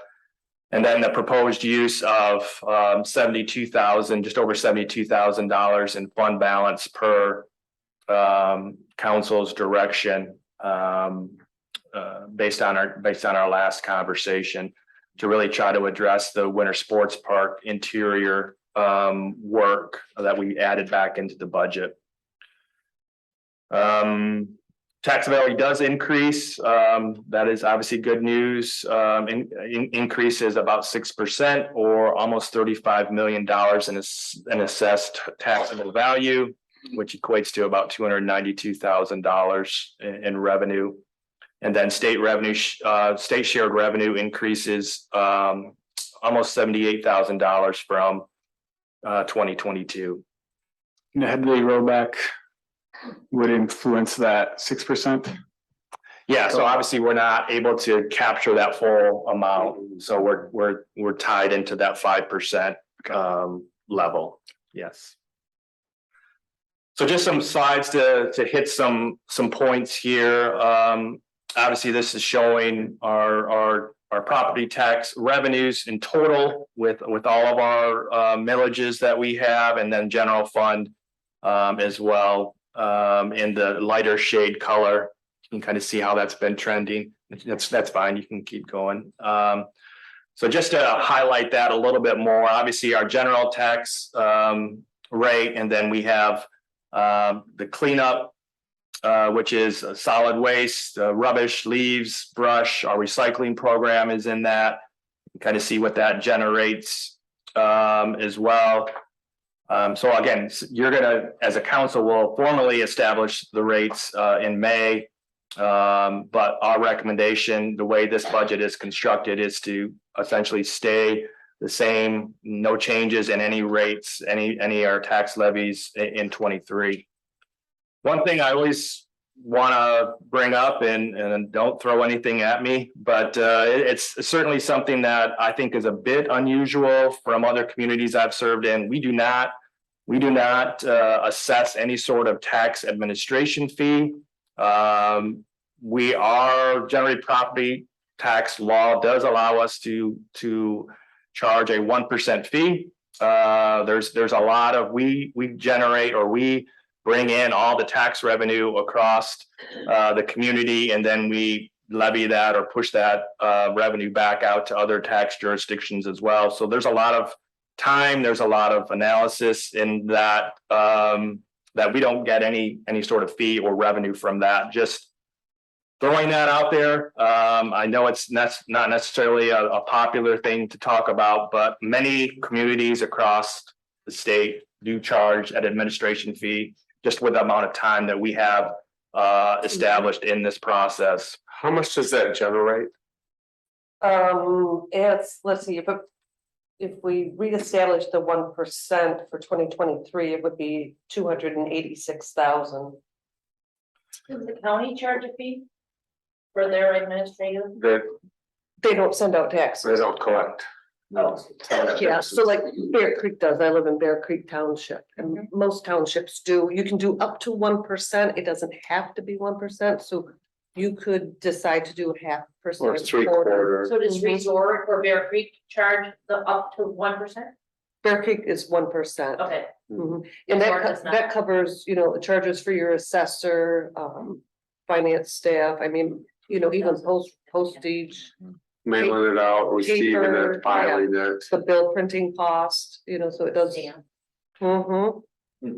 This is a different council than it was when it came back before, I'm trying to think if anybody was here. I don't. When did it? I when think did it- Al said it was like 20 years ago. It was, It's been We haven't revisited.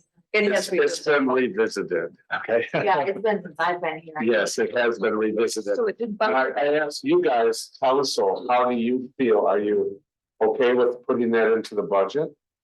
Is that all it requires? Is a motion from council to add a? I'd have to get with Treasury to see what they would need. I don't know if it requires any sort of special. I think it requires just the support of council as the way it was. Okay. The last time it's went through, we actually voted on it, I believe, or got to the point of voting. But we could say yes or no tentative right now to give him a voice on whether you want to move with that. You know, that $200,000 that we're going into our savings. Almost 300. 300,000 into our savings would be covered nicely with this. Or most of it, not all of it, but darn close. Mr. Moore. I really need to give this some thought. Yeah, that's fine. I mean, it seems perfectly practical, but we're also talking about the state of the economy. We just talked about a 4% increase in water and sewer. So that's the context in which I need thought. Mr. Shield. I have to give it a little thought and I'm inclined to not be supportive at this point, but I will give it more thought. I don't see that. I mean, I see that the budget we're drawing to reserves, but as I think I've comments I'll make later, I don't see the need to rush this year. I'd be definitely open to considering it next year. Mr. Wagner. I'd like to see even an estimate of what we think we're doing for free now that this would be covering. Yeah, because I think it's total 1.5 million we've lost in total through all the years. Yeah, we did. Charging. I'm not making up. Not charging. Mhm. Yeah, definitely not making up for that, but They had gone through, in the past, we got a printed readout. Perhaps Sarah, you'll remember, I think there was a printed readout that said that X amount would come out of, would help to pay for the assessors. The cost of bookkeeping, of filing, the mail out, the receiving, the file documenting, the et cetera, et cetera. So they had at one time, a few years, maybe 8-10 years ago, came out with a piece of paper that showed, here's why the state said you could charge 1%. So they've come up with that 1% because they felt that was basically what our cost was to do it. Mr. Wagner. I guess to Tina and Derek, fine, what's everybody's point? Being fact-based about it, given the current state of the economy. And being just a little sensitive to that, to say we should definitely consider this for next year and consider what if it's 0.5% next year, 0.5% the following year, or do we have a chance to phase something in? But not even making that decision tonight, that's. Yeah, and I didn't mean to drop this on. Tonight. Yeah, I didn't mean to drop this on you like you needed to make a decision right now. I always feel it's my job as manager to at least talk about opportunities and obviously I'll follow your lead from that standpoint. So I just wanted to bring that up. Anytime it's come up in the last 11 years of city council, its staff has always supported it and given good reasons, I felt, for it. Council came with the same comments that you guys have all made, and that's who can people afford it right now? Is it a bad time to do it? I don't know if there's ever a good time to do it. I think you gotta. Yeah, I think whenever you take something away like that and try to put it back on there, it becomes challenging versus if you just leave it alone. I think and this is a popular question on my city manager listserv, I would say probably 85% of the communities across the state have this in place. It's pretty routine. It's standard. Yeah, it's the standard. It's more unusual for communities not to have it. It was removed Al said 20 years ago. 20 years ago, it was removed. I remember sitting out there and listening to the discussion, and it was kind of a citizens revolt of, where can we help the citizens? That was how it was. But, we've lost a lot of funding if you look at it over all those years, 20 years. It would really benefit the general. 1.4 million, that would have been. Yeah.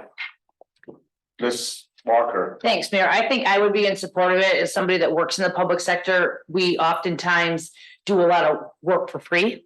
And we're expected to also cover our costs to do that. And so I think of a 1% administrative fee as being between administrations and administrations, even though obviously those are public funds. So I would definitely be in favor of that, especially if that could increment our budget. A 4% or a 3% increase on water and sewer is a direct citizen impact. And so that, I wish we could roll that one back. But I realize that we're also paying for a very expensive and very well done upgrade to our water treatment plant and our sewer system. So obviously that's already been decided previously about the increases from year to year. Yeah. Whereas a 1% administrative increase, I think that the people would bear less of that burden of 1%. It's like between administrations and administrations. So I would definitely be in favor of that. You understand that there was a very large study done on the city water use, on the cost of our Yes. sanitary, et cetera, and it came up with, this was your plan to get this system back into line. Sure. Because we had gone many years and we had not kept up with any raises on it. We ended up with $1.2 million. We're looking at well at $1 million. All these projects started to come in. And so that was how this was determined for a 5-year plan. Here's where you go. We probably should, is this the last of 5 years? We should probably next year look at getting a better statement and standing financially on where is our infrastructure of water and sewer, et cetera, going for the next 5 or even 10 years. I just know that as a person that I pay my household utility bills, and I know that disproportionately, sewer is about 40 to 45% of my monthly utility bill. And obviously that's connected to water, but now it's more than water is, and then electricity is like It's less than a third. It's always been more than water. Yeah, It's always been half again to almost double sure. the cost of water coming to your house as to. And so as a consumer, I'm thinking about like, how do I reduce my energy usage? And so I can do that by upgrades to my home, to my windows, turning off lights, doing all those kind of things. But when it comes to like flushing the toilet and the water going down the drain, you're more limited to like what your options would be in terms of being super energy efficient. So I just wear that hat. I can see. I don't know the utility bill, because I'm always fascinated. Just flush to us. Let's say as a former utility director, my recommendation is always to do regular, even if it's inflationary increases. I was in a situation where I had to do a double-digit rate increase for water and sewer, and that is extremely painful. But we were in a pretty dire situation. So my advice is always to do those smaller increases on a regular basis, so you don't have those big ones that come and get you. So do you want him to, I hear two of you saying you're good with it. Is that correct or what? Can I make a postscript? Yes, please. Yeah, just a postscript. Again, I don't want to be heard to say this isn't important and practical. It makes perfect sense. Yet at the same time, absent that 1%, we still have a very healthy fund balance, which is a good thing. I support that as well. So that's in the context of economy that I see this also as something that for me, I wouldn't move forward at this time, but it could be worth considering, at a smaller percentage rate, perhaps at another moment. Mr. Shields.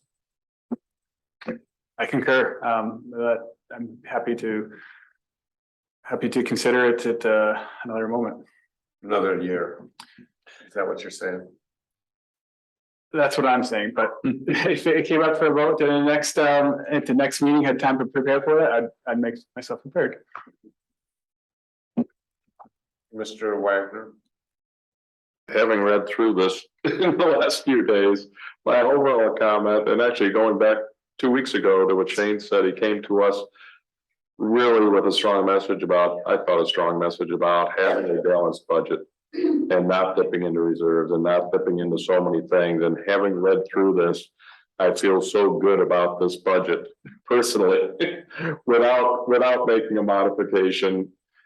And again, without knowing, $1 million over time, but what really is the impact? I'd love to have this paid or some percentage paid for the assessor and the stamps and all of those things. And it would be a very small impact on a per person basis. I don't know if I just said yes or no, but It's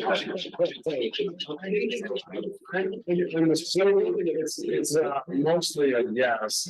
Ms. Walker? Yeah. Totally. Folk sector girl. Hi, what? I totally support it, but I would like to see some finance numbers on it a little bit. Maybe a little background.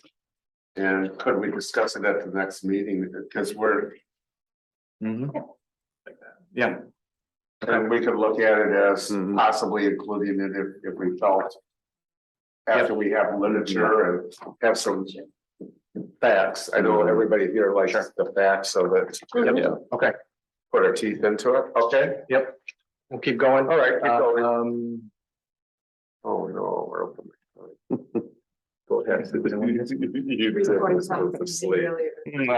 I know, sorry.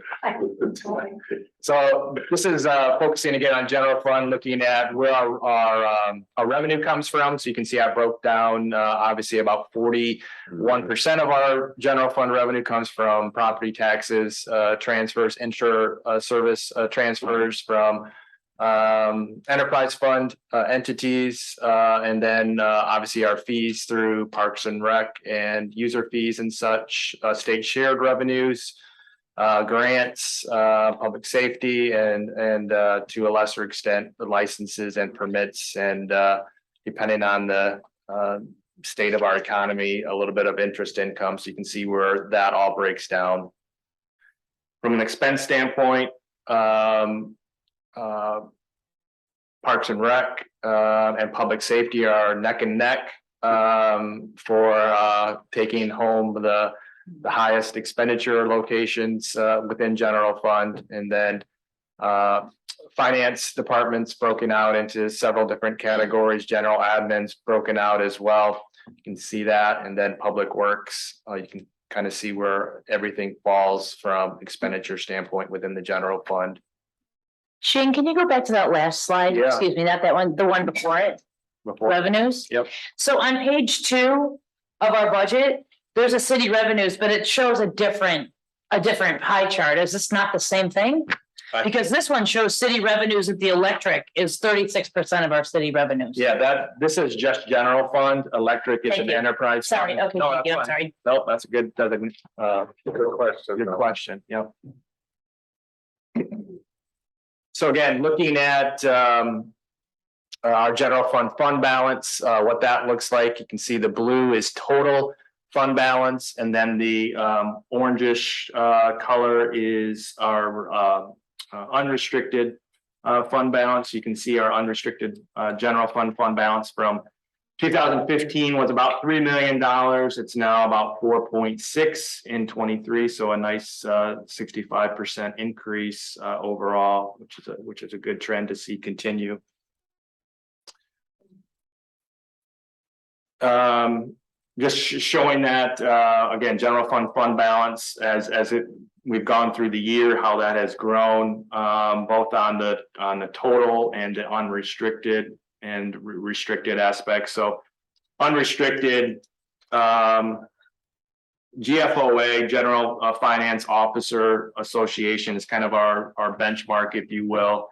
They have kind of a standard of not less than 2 months of general fund operating revenues or expenditures, which for us equates to about $1.7 million of fund balance that would be unrestricted. So we're well above that standard, if you will. So we're about 45% of our general fund expenditures is in unrestricted currently.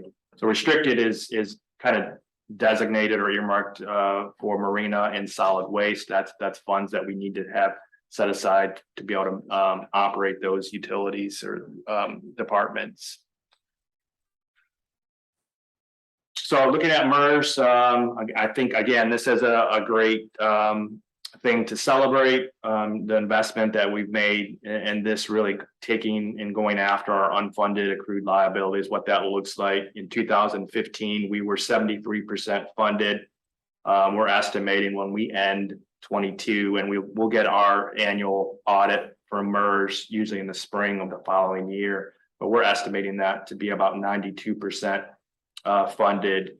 So you can kind of see how that has gone since 2014 and where we're at currently at about $3 million unfunded, and again making some significant progress toward that. I think this slide tells a good story. If you look at, this is our taxable value.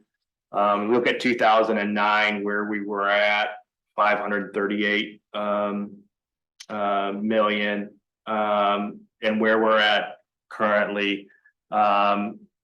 This kind of tells the story of, in my opinion, I'm kind of beating the Headley drum a little bit. It tells the story of a broken system that unfortunately has not been resolved. So you can drop like a brick from a taxable value standpoint, but your recovery process is very slow and gradual based on the limitations that we live with. So we finally caught up to our losses, but look how long it's taken us to get there.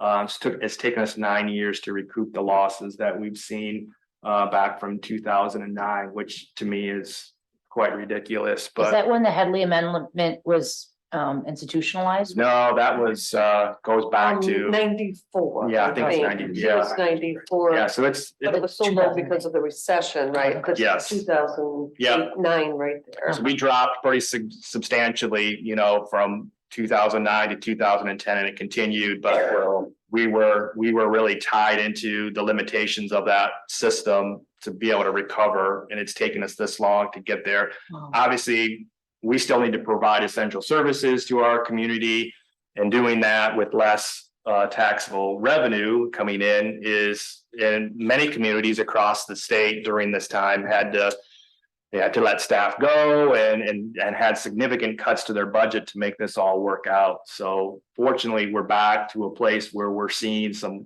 growth finally, and but we still have obviously the limitations in front of us, but I'll stop beating that horse. Yeah, no. No, other way. So I'm not going to spend time going through this. This is capital projects. This is projects that have already kind of been approved. I will just want to highlight, we did make the change to the Winter Sports Park interior renovations. That was originally at 225,000. We have reduced that to 100,000 based on our ARPA discussions and not having any availability for that resource. So we've made the correction there. Public safety, we had originally 200,000 in the budget for painting, kitchen updates, heating improvements within public safety. That has been eliminated out of the capital budget entirely. You keep going. No changes to the rest of these, so I'm not going to. These are all as proposed and approved in the capital budget. Streets and drainage. Keep going. Electric is the same. Water and sewer are the same. And then motor pool is also the same. So I want to hit a little bit, spend a few seconds on what I perceive as some of our challenges that maybe either we haven't addressed in this budget or just remain And again, I'm not gonna talk Headley I'm anymore. gonna ask that you send that slide to everybody. Could you do that? Which one? This slide right The here. whole I thing? see people writing. Yeah, I'll send the whole Yeah, presentation. because that way nobody has to write. Yeah, yeah, yeah, this stuff sure. down. So again, we've talked Headley. I won't spend any more time on that. State shared revenue, I still think is unfortunately an antiquated way that we get reimbursed for sales tax. You know, personally, I won't touch that either, but so my concern going forward, I know this concern is shared with my colleagues across the state is what truly does 23 look like from an economic outlook standpoint? And I have told staff at our leadership meeting, just because this budget ultimately is approved or some form of it is approved, that doesn't mean January 1st, we're going hog wild. We're going to be very cautious, especially the first quarter of 23. I don't want to get too far ahead of over our skis, if you will, using a up north in that analogy. I just don't want to get too far ahead of ourselves and then things from an economic outlook standpoint continue to deteriorate. I want to make sure that we're being very responsive and responsible for the resources that we have and we manage that effectively. So we may be hitting pause on a number of projects, but and we'll have those conversations as a staff on how we proceed. But obviously, we still need to do and provide essential services to our residents, and we will continue to do that at a very high level. But it could be that some of our capital projects are we hit pause on because number one, they are very much more expensive now to complete than they were maybe a couple years ago. And does it make sense to do a project that we could maybe wait and reassess in a year or two when things kind of calm back and come back to earth, if you will, from a cost standpoint? So that's an ongoing thing that we'll continue to analyze and make sure that we're being good stewards of our resources. Our capital improvement plan funding, you know, we have an aging infrastructure, making sure, and again, kudos to this body, to previous councils. You've really made an investment in infrastructure, to your credit. And I think we're in a very good position. I will say we have had significant pressures on our systems, and not even within the city. They're mostly coming, those pressures are coming from outside the city to the point where we may have to essentially hit pause on some of that as well.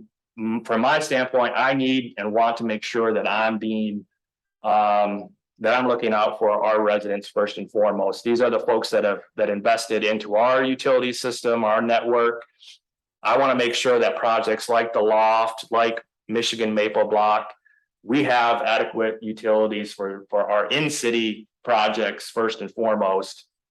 If we can sell water and sewer outside of our jurisdictions, then great. But how does that impact or how does that trickle down to more taxable value for the city? I think that's a discussion that needs to continually be made in our thought process as we potentially continue to push our utilities outside of our borders.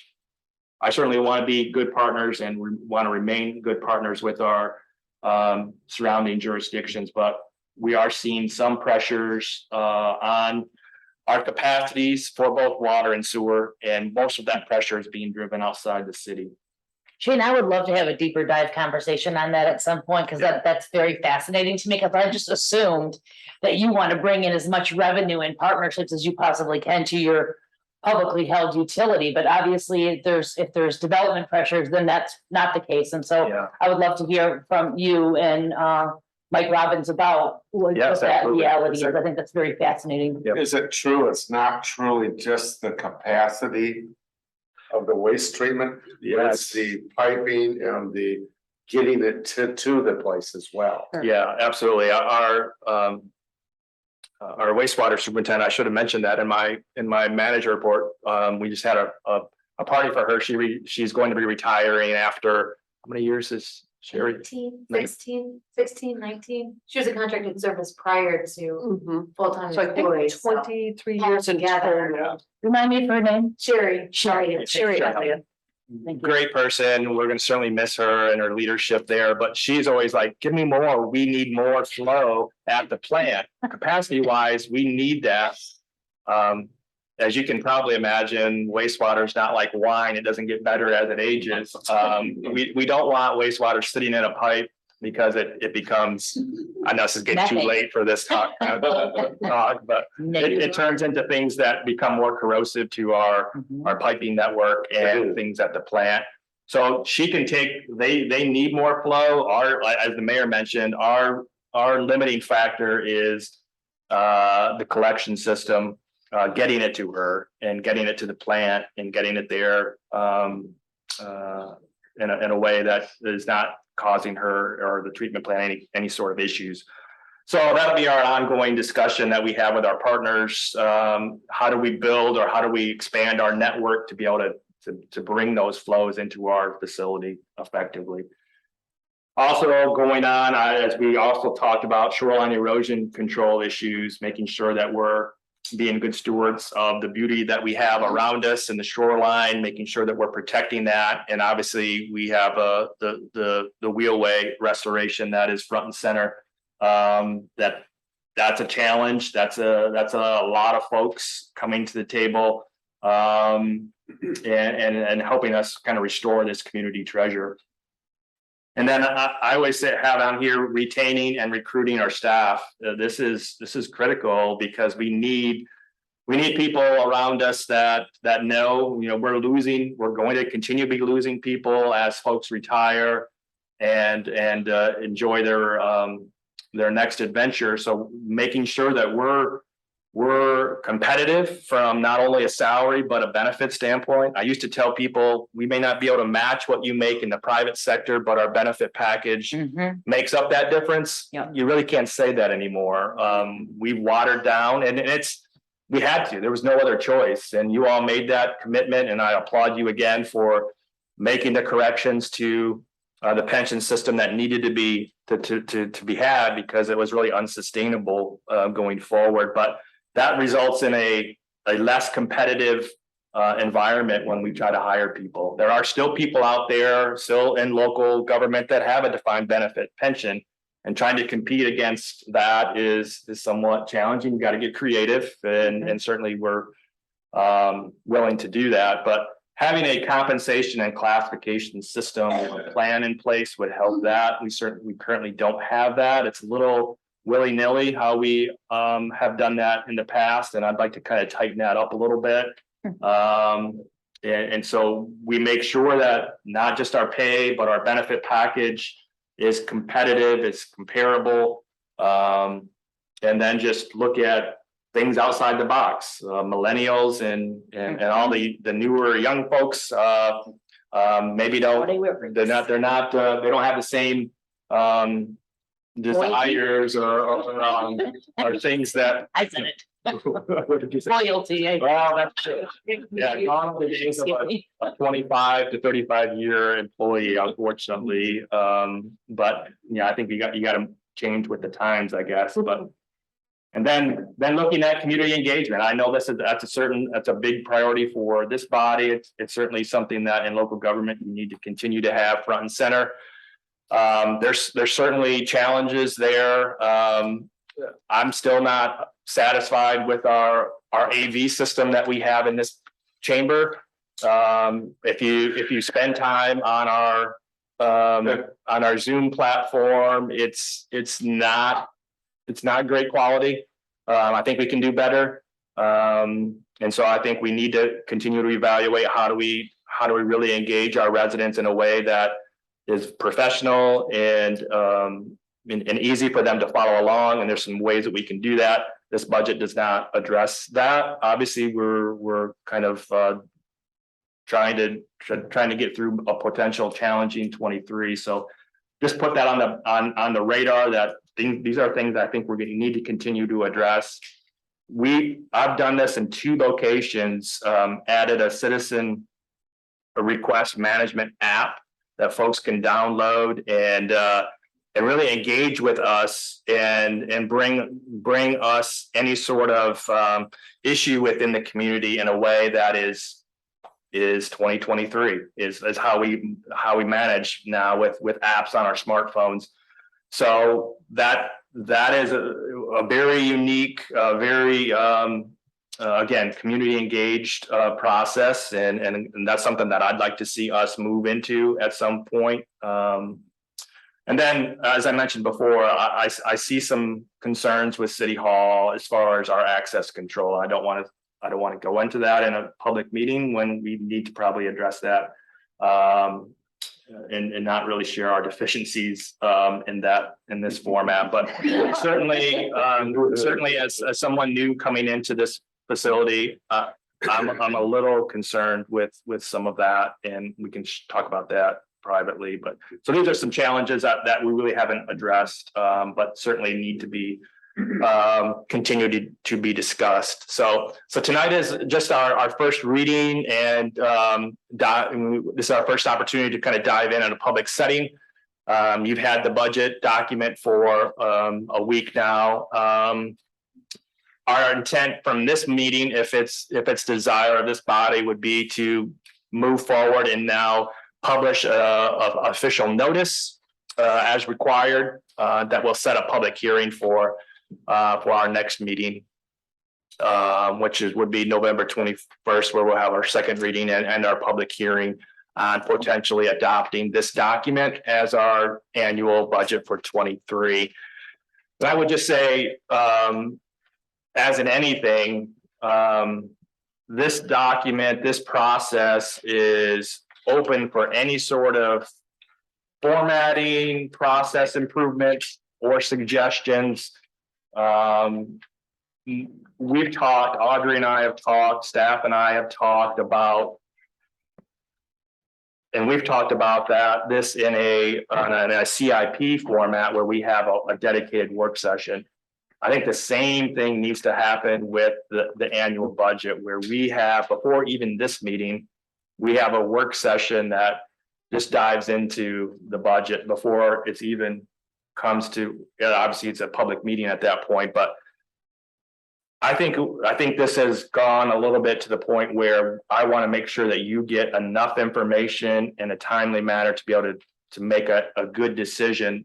And so what I would like to do, and what I've done in other places, is actually adopt by resolution a budget calendar that you tell me as council how long you would need to really dive into this document and really absorb it, become familiar with it, and we back up the dates from that time.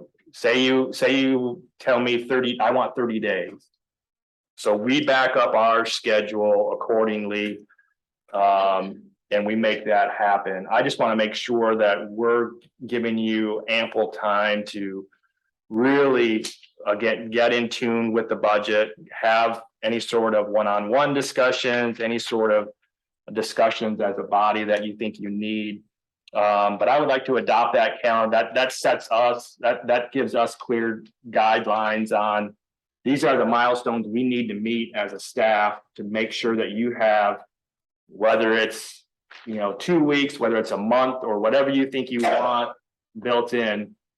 To me, having this a week ago is not enough time to really get familiar with it. You all are busy folks and have a lot of things on your plate that you're juggling. So I want to make sure that you're comfortable when that time comes to actually vote on this document. So going forward, that's what I would like to see. I think that's what I've been accustomed to in the past. And I think that works well. Mr. Moore. I think that the timeline is one of my concerns with this idea about the 1% addition. Because to have the documentation that the mayor, John, has requested on this kind of timeline to allow the public to speak to it too. Sure. I mean, I don't even think it's practical. Maybe I've got that wrong, but that'd be a concern I'd have. Anything else, council? Otherwise, move forward with the schedule of you'll do public notice, and we will have a second reading coming up on November 21st, and go from there.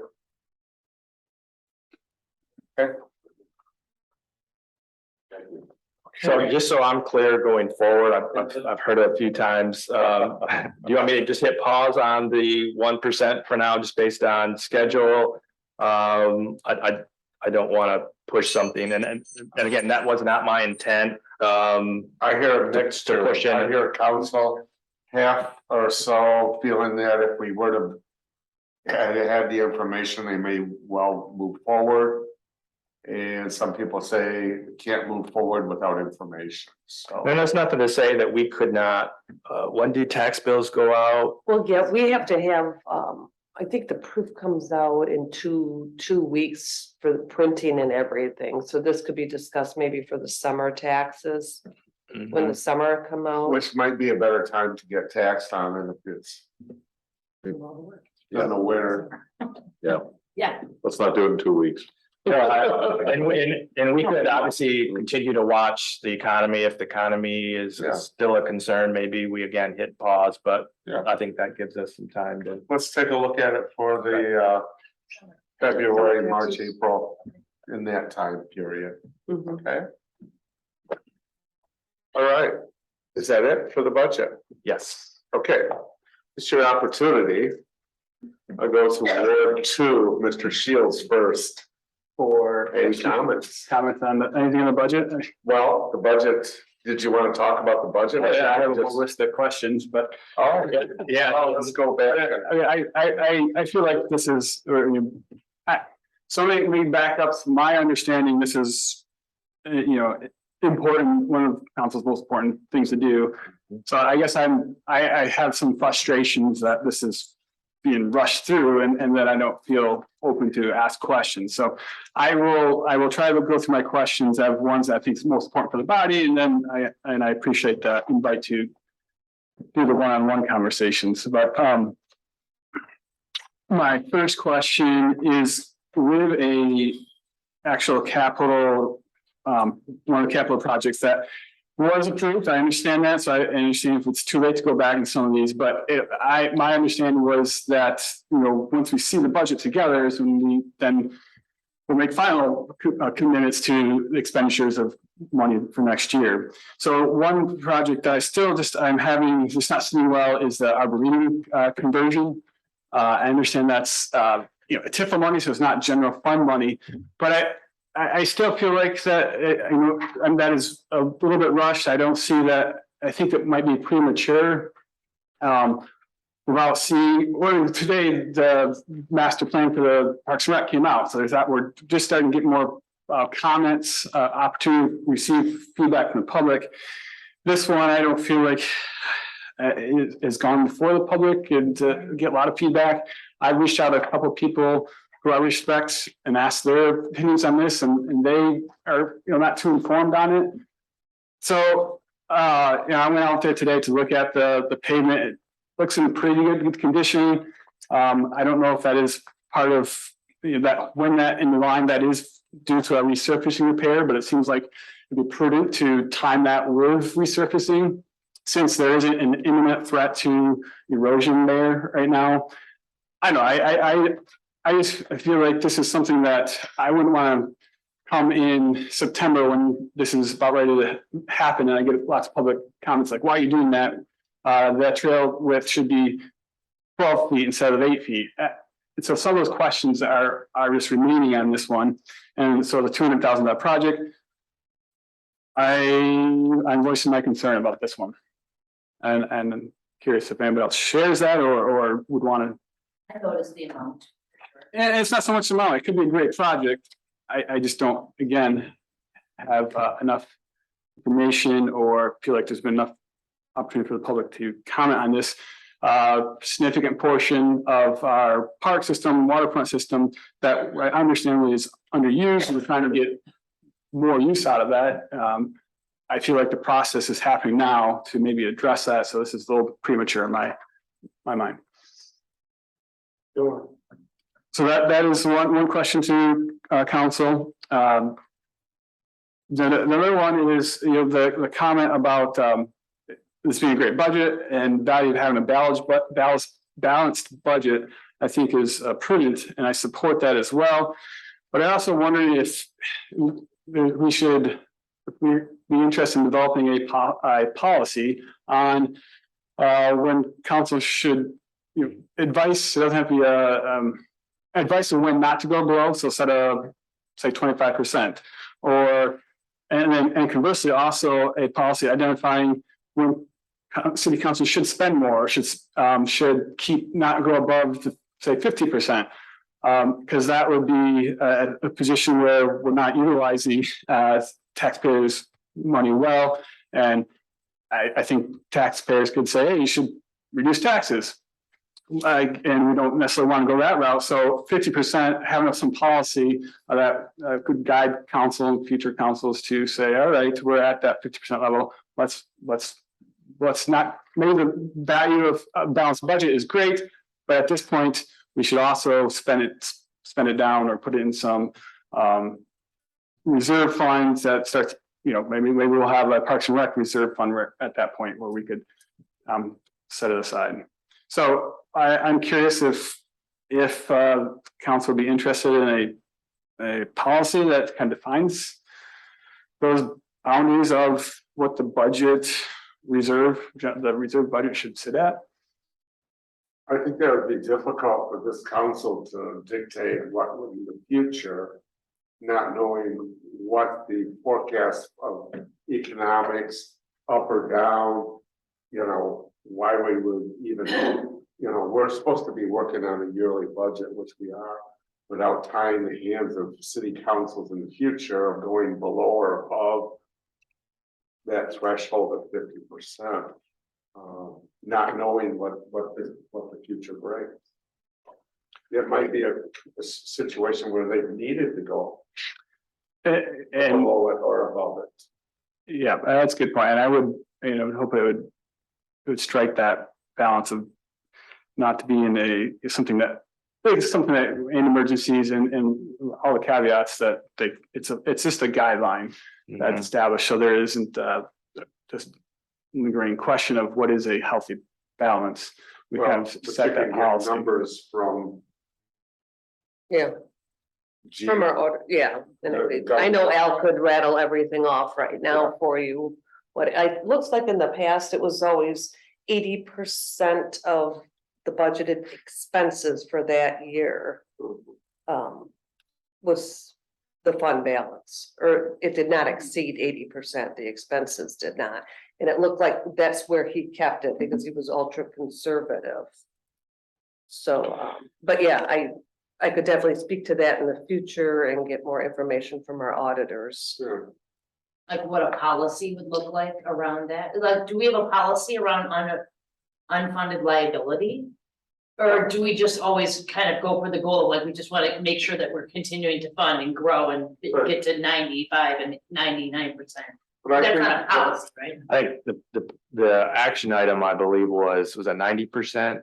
I mean, we've already exceeded that as one of your goals, as a For the council. unfunded liability you're talking about. Is that what you're talking about? It could be part of that, but no, I'm talking We're more. talking about a general carryover fund from year to year. Correct. And, I hate to see us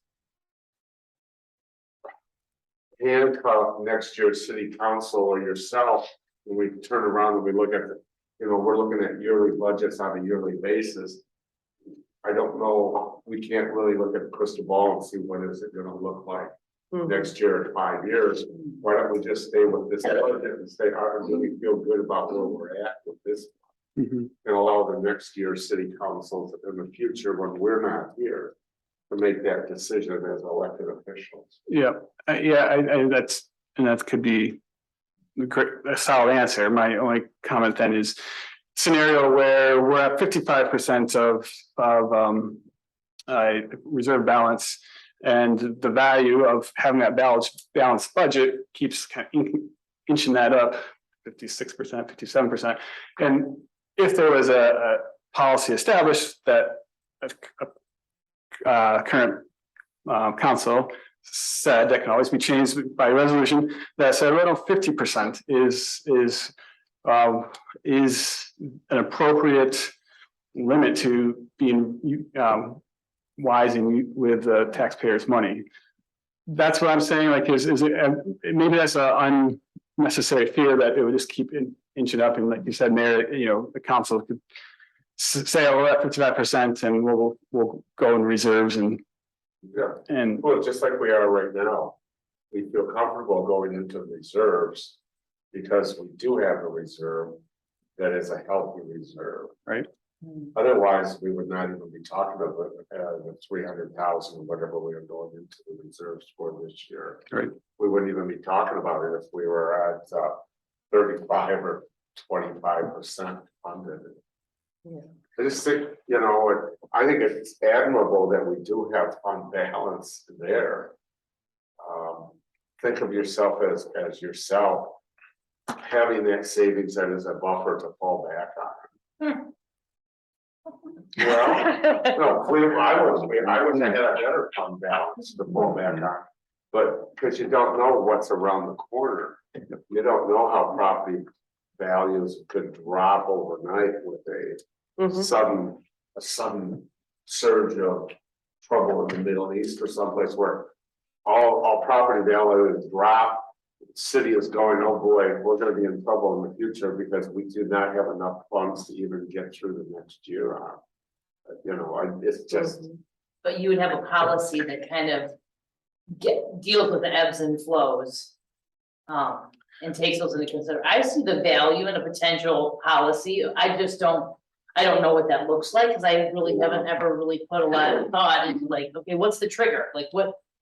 And you're setting money this way to be in reserves and maybe accruing a little bit of interest or something, or like, okay, it's time to spend, it's time to save, it's time to spend, it's time to save, so. I guess I'd like to have statistics on Yeah. what is it that the state has for a fund balance? What is it that counties, that other cities have for a fund balance? Are we in the healthy range? I'd rather be on the upper healthy range than the lower healthy range, you know. Yeah, and I think Mr. Wagner? Two things. One can be answered second, is some of this a discussion that's a work session for the future versus for this budget? And that's a question, point of order, I suppose. The other is, I wonder if we could take a 2-minute time out to take a picture of this wonderful person and a gift. Because I feel bad with it Saturday, so, and then come back to it. I don't want to stop the discussion, but. Do we have a lot more discussion to do? Do you have a lot, do you have more questions on your list of things you wanted to? I have a couple more. Because there will be a second reading, right, at the next meeting? Yeah, and I will just say briefly, I'm used to working in an environment that has a fund balance policy. So I've done those in the past, and I'm certainly willing to put those forward in draft form for you to start the discussion. And I'm not asking for anything tonight. I just, Yeah. question I wanted to raise. I'm just gonna add, I certainly would take a look at what it is you're talking about. For me, I'm a big policy person, and there's certainly areas I'd love to see us develop some policies. This is not at the top of my list, only because I think everybody who sits at this table is an elected official, and we kind of usurp discretion of who may be sitting at this table, because at any time, a majority of this table can vote to go into fund balance should they choose to do so. So for me, my gut reaction, again, just gut reaction at this point, is I wouldn't want to see a policy here, but I do have some other policies I'd like to see. Anybody else? Do the photo thing or? Okay. Let's go do it. How much more do you each have? Am I the only person with questions? I don't. So, I don't have any questions. Manager Horn, in the second reading, would you really have questions now versus in the second reading? Is that my understanding? Yeah, you're gonna want. I would just say I would not want significant change at second reading. If it's minor, and I don't know what that definition is, but I would rather not have any changes at second reading personally, just from if we're gonna change anything or make tweaks, now would be the time to make those tweaks.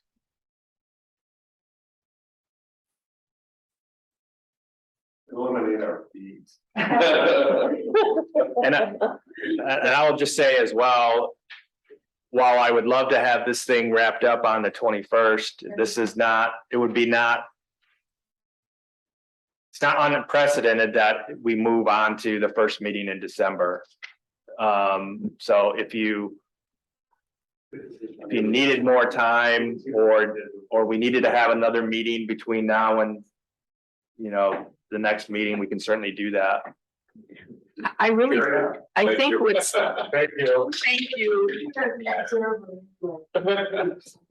Thanks for your patience.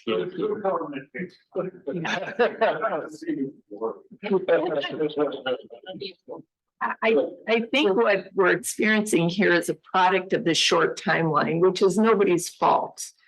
And this is a lot, and you've got some great input here. For me, I took a high level view of this budget this week with an intent after the election to dig in and to meet with Shane. So for me, I think it'd really be helpful to be able to have at least one more opportunity to talk about this, if that's possible.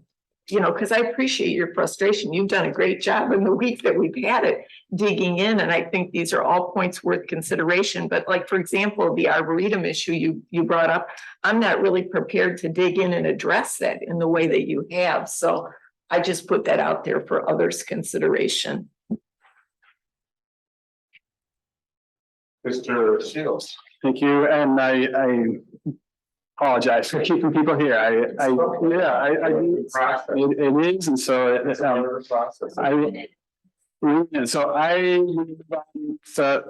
Parks and Rec's long-term funding, maybe that can be a working session discussion, so I won't go into comments ahead there. You know, going through the budget brings up a lot of questions, a lot of priorities and values questions that I can try to skip over most of those. Those will be future discussions.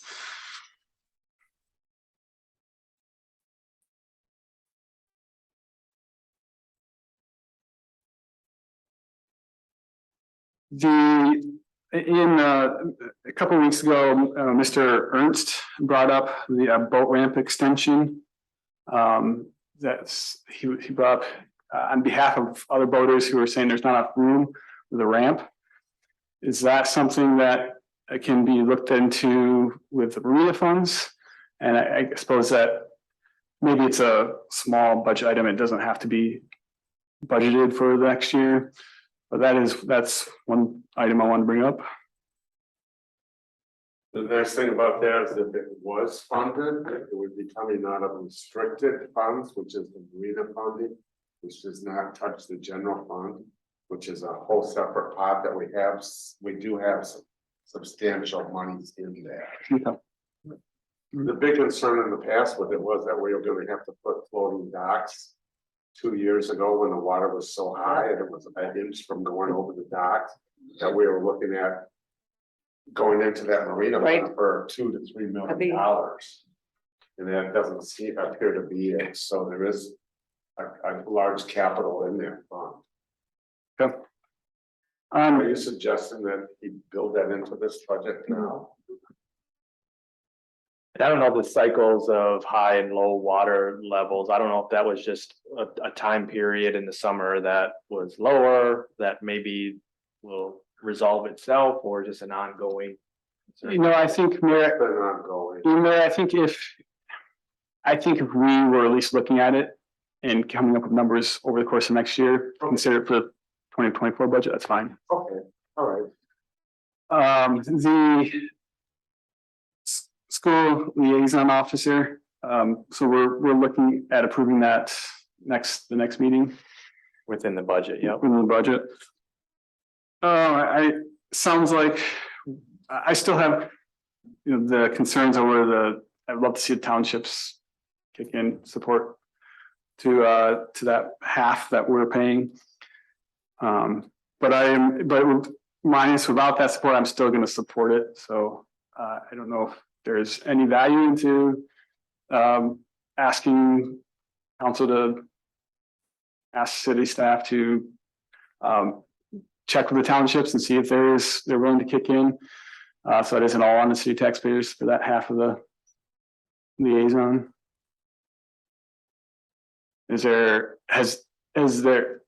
township's been approached or? No. No. Could townships be approached in a subsequent year? Sure, because this will likely be an ongoing agreement. And actually, when I talked to the superintendent, they would like to have a second SRO. So not, obviously, that's not in this budget, but looking out into the future, they see a need for a second SRO. Because right now, our SRO is going to be going between the high school and the middle school, kind of floating back and forth. So maybe in the future that could be something that we see. I don't know the breakdown of in city versus township students. I don't know that. Maybe it would be more of like a distribution, like our library is funded, like the municipalities put into the libraries fund based on population or use of the residents there. It might be a similar distribution. I don't know that, but to the other surrounding townships of attendance at the Petoskey Public Schools. I appreciate the city taking the lead, especially on things like the WLA collapse, and sometimes that's necessary. But I also at times want to stick up for our residents, covering all these. But this is public safety, which we are to provide for anybody that's in the city residential square area. Correct. Whether you come, we don't bill back to the township for going over to the hospital for somebody that was going bonkers that lived in the township. We handle it because it's inside. They don't come to us and say, we need funding to assist you in fire prevention, fire support.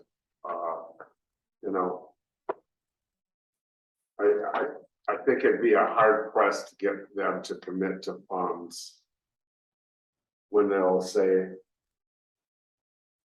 it's in city. We don't charge them for an officer at the basketball games at night or the football games when we have to have an officer or two there. We don't charge them for the fireworks when we have fireworks, and we have public safety directors out here when 50 to 100%. Many of the people are not even city residents, and we don't charge the townships for all of that support for public safety when we have fireworks, etc. I think you're helping me make my point. I agree. Yeah. I'm making the point that that's our responsibility. The township doesn't say to us, give us money because you guys come out here and use Camp Petasiga. And we saw that a group of the people were all from Petoskey. They're not going to build us back for services. So the school district, the school is part of the city. I mean, they're separate. I mean, correct? Public safety at the school is our responsibility. Okay. But I'm okay with looking at it. If you think that you're gonna get money from them, I say go for it, but I just do not see, with the lack of participation and just getting estimates on fixing the bike path, the lack of participation by townships in the county on that, I don't see why they would ever come into this piece, but maybe if you can do it, I think that's great. Yeah, it might be difficult because like Alanson, you can go to Harbor Springs schools, you can go to Petoskey School schools. choice, yeah. You can switch around, so I think it would be very difficult to determine a certain rate to charge a different township. Because you'd have to charge them all, you'd have to charge Harbor Springs for the kids that come out of Harbor Springs District, Alanson, Pelton, their parents that drive their kids to these schools. So we'd have to be charging every municipality and probably 5 townships at least. Okay. Okay. But if you think we can pull it off, I'm fine with free money. I appreciate Derek's perspective of like a shared responsibility. I am too, but I just don't know if we can, I don't think we can pull it off, but if we can, I'm happy they can get their money. No, that's a good point. So I I've learned some things tonight. So I think one of the discussions that I'd love to see, just saying it out, is having this body discuss Act 425 agreements and where and when do we start looking at those? 425 agreements, such as the one we have with Bay Harbor. Big Harbor. Correct. Annexations, that's the dirty word, but like how to grow the city cooperatively, increase tax base for our city. So that we some of this in this future work discussions. Yep.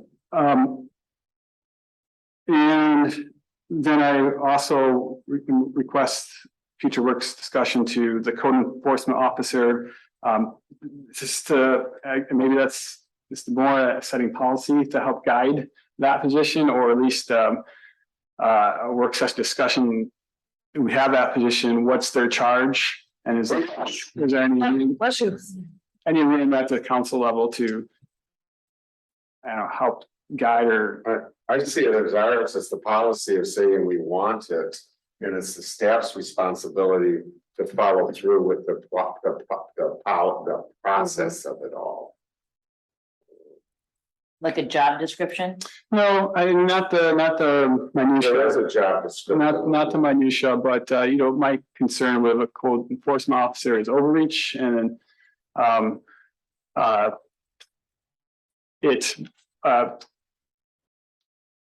it doing maybe a disservice to people who feel like we are in their space and doing, where is their aim, where is their charge, and maybe that doesn't come from council, maybe that is not in our purview, but. Yeah, I understand. I think you give me that feedback and I'll make sure that we're responsive to that going forward. I share your concern. There's a value to making sure private property rights are maintained without being too heavy-handed.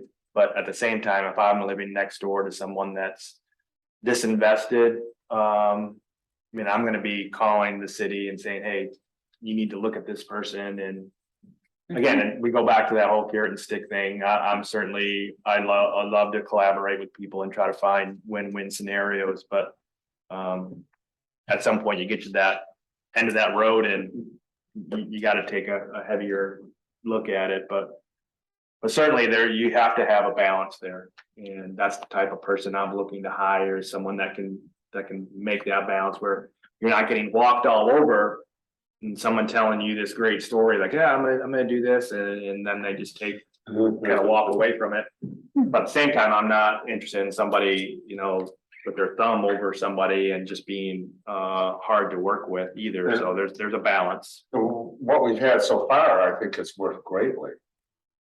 We don't write tickets, we write I don't know, citation that says, here, you got 2 weeks to fix this thing up or take care of this or cut your grass. You have, take down that illegal fence. We work with people. We don't go right away to the old, you got fined $200. Yeah, if anything, I think we've been a little too lenient. Soft. Yeah, we are. And that's why I really wanted to make sure I didn't want to add this position if we would not see support to make sure property maintenance codes are adhered to. There's no reason to add a position if this body is not interested in doing that. And I didn't hear that. You are interested in enforcing this stuff, some of it at least. Correct, yeah. And obviously there's a standard and we're gonna follow the property maintenance code and make sure, but there's no reason to go beyond that. Let's just maintain it. All we want is compliance. That's all we're interested in. If you say that I can't afford to paint my house, but I'll buy a gallon a month, we're gonna work with you and make sure that it gets into compliance. Thank you. I don't see us going out like measuring the length of grass where he takes a little ruler and goes, God, you're a 1/4 inch long there. Like things like enforcement of short-term rentals, like that's one of the main hubs of why we wanted to hire this person. Or they get calls from people that don't take care of their garbage. They use their backyard to dump their garbage in. What? Oh, yes. You tell And then, I can give you a couple then rats and critters come into their yard. Raccoons. Raccoons. Yes. Manager Hart, I will schedule a meeting to ask you a few more questions. Yeah, I'd love that. Yeah. Is there questions that you want to ask that the council here that I can be repeated otherwise? I mean, No, I think I thank you for your time. I think that's good. Maybe just the arboretum conversion thing, that would be a significant change, I understand. So I don't know. how And that's likely not to happen unless we get some grant funds to go along with that. I would sort of disagree with your interpretation of the condition of the trail. We've had some falls on that section. And so I think that at a minimum needs to get done, where we put concrete back and we take up that gap between the restrooms and behind the Kilwins facility, I believe it is, where we tie it together. I think that needs to be done, but that can be done separate and apart from the Arboretum project. Okay. We get a lot of calls on that, like that section needs to be addressed. Was that part of the resurfacing wasn't that were, Yeah, that's part of that. that is part of that. Yeah. Mr. Moore. Well, I just want to say I'm really grateful for for Derek's deep dive Oh, yeah. tonight. But I also think that it really reinforces the idea Shane has presented for a budget calendar as a motion. So we all have plenty of time for this. And I also just want to say that, tonight, these two ladies have a huge election tomorrow. Yeah. And so 4:30, I know the budget calendar will not be scheduling this the night before the election. Due respect, I understand Yeah. the timelines. But just thoughts. And maybe something for you to ponder next year, to give us a little bit of, maybe grace, whether that's an earlier start time for this particular meeting next year, or even push it a day. I've heard of communities that have moved up their time because their staff is wearing multiple hats. So maybe something to consider next year, just to get everybody a good night's sleep. Another thing is, I know the planning commission wants to be a part of this process because ultimately they have to supposedly recommend the budget to us. Is that correct? Or capital improvement plan? Yeah, capital improvement plan. And Yeah. that's a big part, but that's a big part of your budget. So I think, I'm so glad that you've talked of bringing groups together to work with them. Anything else on the budget? So just so again, for clarity standpoint, proceed to the 21st as actually, they have to vote on this, don't they? They do. Okay, so Yeah, that motion. question will be answered in a second. We need to make a motion to move this forward to the public hearing for the 21st of November. Do I have a motion? So moved. I have a motion from Mr. Shields. Do I have a second? I have a second from Ms. Walker. So I have a motion from Mr. Shields, second from Ms. Walker. Comments now for discussion, Ms. Demore. Well, I just want to understand how this works if between now and then you meet with Shane, I meet with Shane, whoever meets with Shane, and there's questions or issues brought up that need to be addressed by the entire panel at the public hearing, and then there's consensus on changing something. I'm just not quite sure how that all. It might move to the December 5th. It could well move to the December. consensus is that there's substantial enough changes, then we would move it to the 5th, which Has been done before. has been done, but we would have to notice the meeting again or notice the hearing again. Which that sounds like a simple thing, but it's not cheap to post those notices in the You paper. have to do it if that's something that I guess you have to look at. But Yeah, it is. 'Cause it goes so back- we have discussions with them. The 21st, we look it over. If we feel that we still want to go and do a deeper dive into that budget or make changes, then it would be pushed to approval for December 5th, okay? Mr. Moore. I don't know the answer to this question, but is there any argument to just setting it for the fifth in case that happens? Is that, I mean, is that a better solution or not, or? Does, I don't know what's gonna happen in this I'm charter. always Budget a has to fan be of getting adopted. things done sooner rather than later and just checking the box, but that doesn't have to be that way. That's just my. If there's minimal changes that come through your discussion with Shane, then it would move forward. If there are massive questions and things that he That's the one says, thing. boy, I gotta have councils weigh in on this, from your discussions, each of you with them. Then I would say bring it back, then we would bring it back, okay? Yeah. Yeah, I think a lot of my questions would be things that I would say, okay, next year can we look at these? So I don't necessarily see major changes minus the Arboretum thing, but sounds like. Okay. And that may be just, yeah. Okay. And if there's a desire, we could, again, I don't want to beat a horse that we don't need to, but we could meet a little earlier, work session at 6 and talk collectively before, obviously that's still a public meeting. You're not voting or anything, but if you want to do some Q&A as a body, we can do that as well ahead of the meeting, if that helps anyone. I think just, I would be in favor of that just because it feels like more of a process and less like rubber stamping. Cause I think that, I mean, I'm not gonna speak for Derek, but sometimes there's that feeling that we're just like rubber stamping, 31. that we're rubber stamping everything. And so that really gives, council members and also citizens to like provide that feedback about this tangible budget that, you know, we just got a week or so ago. Then let's schedule it for 6 o'clock at the next meeting for city council. And 17. the 17th, the 21st, 21st, sorry, excuse me. on the 21st, 6 o'clock. Just a work session. And it'll be a work Only session on the budget at 6 o'clock on the 21st of November. And hopefully then it'll be on the agenda, coming back up on the agenda That night, that night.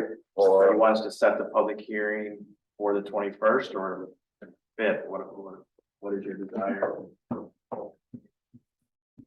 So we were looking up just a point of order, because to see if it said in the charter when it absolutely had to be adopted by. And it does have to be, budget has to be, or after, and the hearing has to be done, but no later than December 31 of each year. So right. depending. The 2 meetings in December or the special meeting. The problem too, I'll just say, is this public hearing, depending on what it is.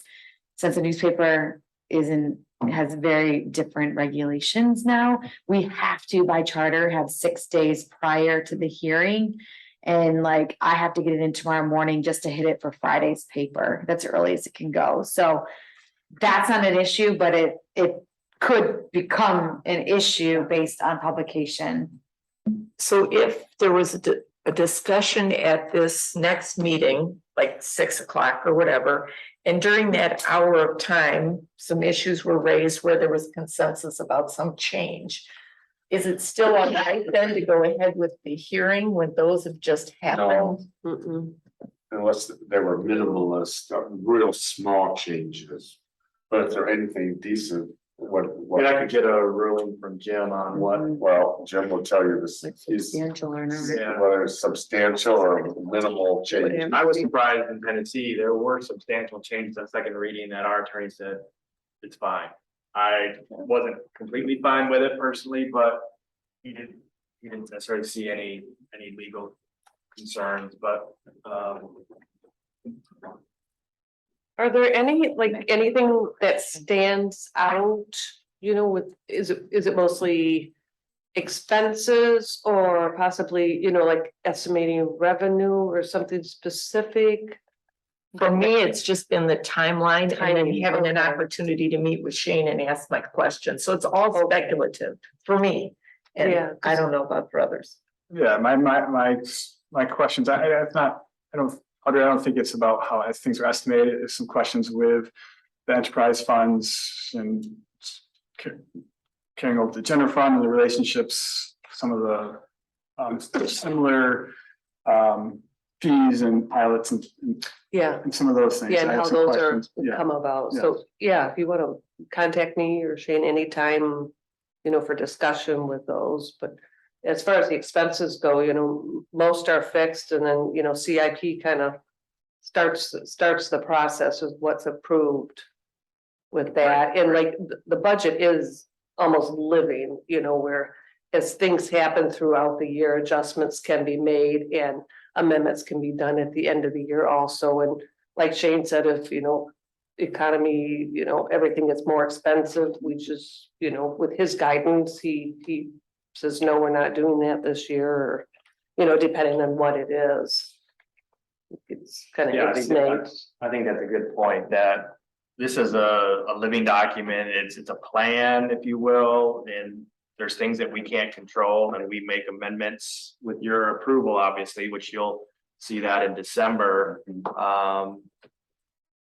So it's kind of in flux. It's a good guide, and that's what we need is a guide, but we can't foresee and plan out everything for 23. That obviously we don't have a crystal ball necessarily. So I think it's a pretty conservative budget. We're not getting too aggressive in certain areas. We're still addressing some of our infrastructure needs. I think as soon as you kind of take a break on that comes back and bites you sometimes. I think continuing to make that investment is prudent. But and it is a slower year from a street, and drainage compared to what we just went through. This was a busy year for us from Mike and his crew. We're taking a break a little bit, and not only doing a few projects that way, so it's allowing us to kind of catch our breath a little bit that way.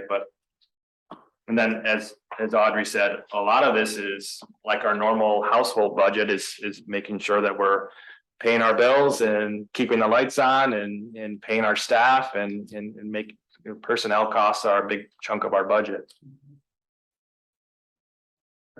We have collective bargaining groups that we obviously need to make sure that we're maintaining those agreements and following through. We have a motion, right?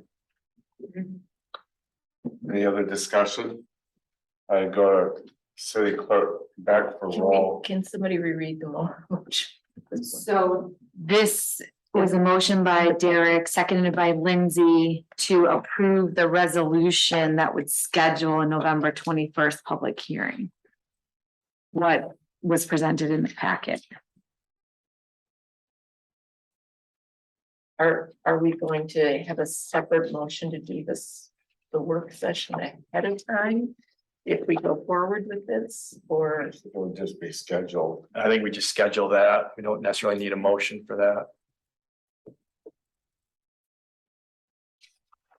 I don't know.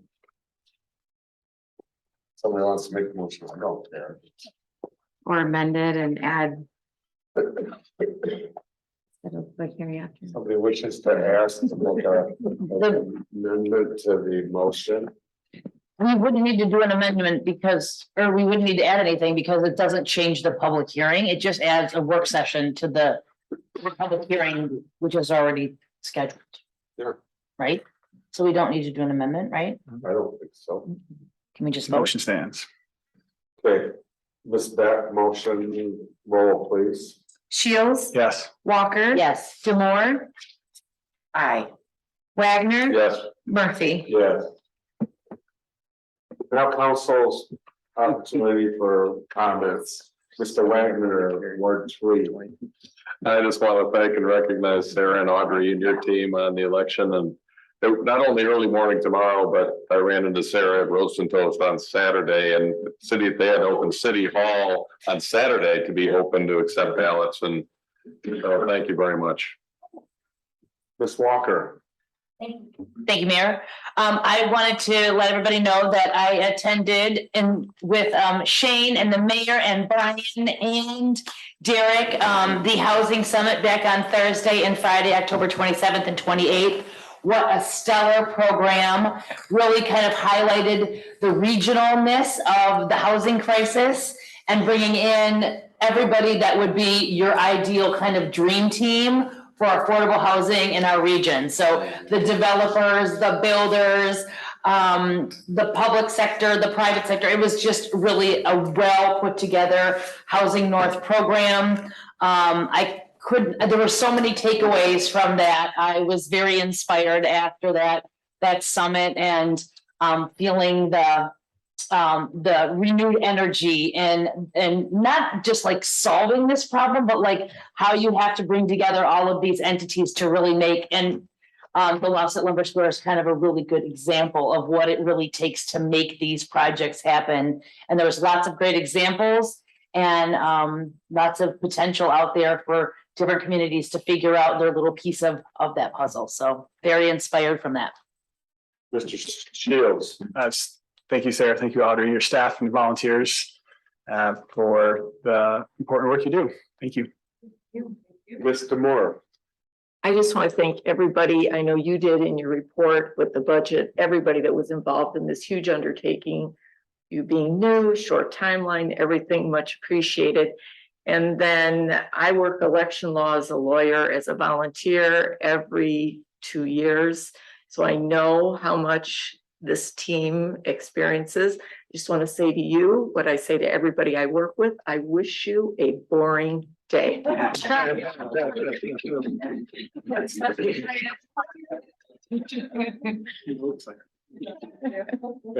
I really appreciate the council did attend the Thursday, Friday. Peace and Traverse City on North, Housing North was a great opportunity. There was also a good session on grants, availabilities last Thursday. From 2 to 3 that Shane, I know you were on, I was on. There's great opportunities out there. And I'm glad we have discourse. Because that's what this is about. And you know, what proves the real goodness of this council is we can disagree, but yet we agree that we can disagree and we can move on with all the other things that we are doing. So thank you, council. There being no further business coming before this council, I call this meeting adjourned. Is 6 to 7 enough, do you guys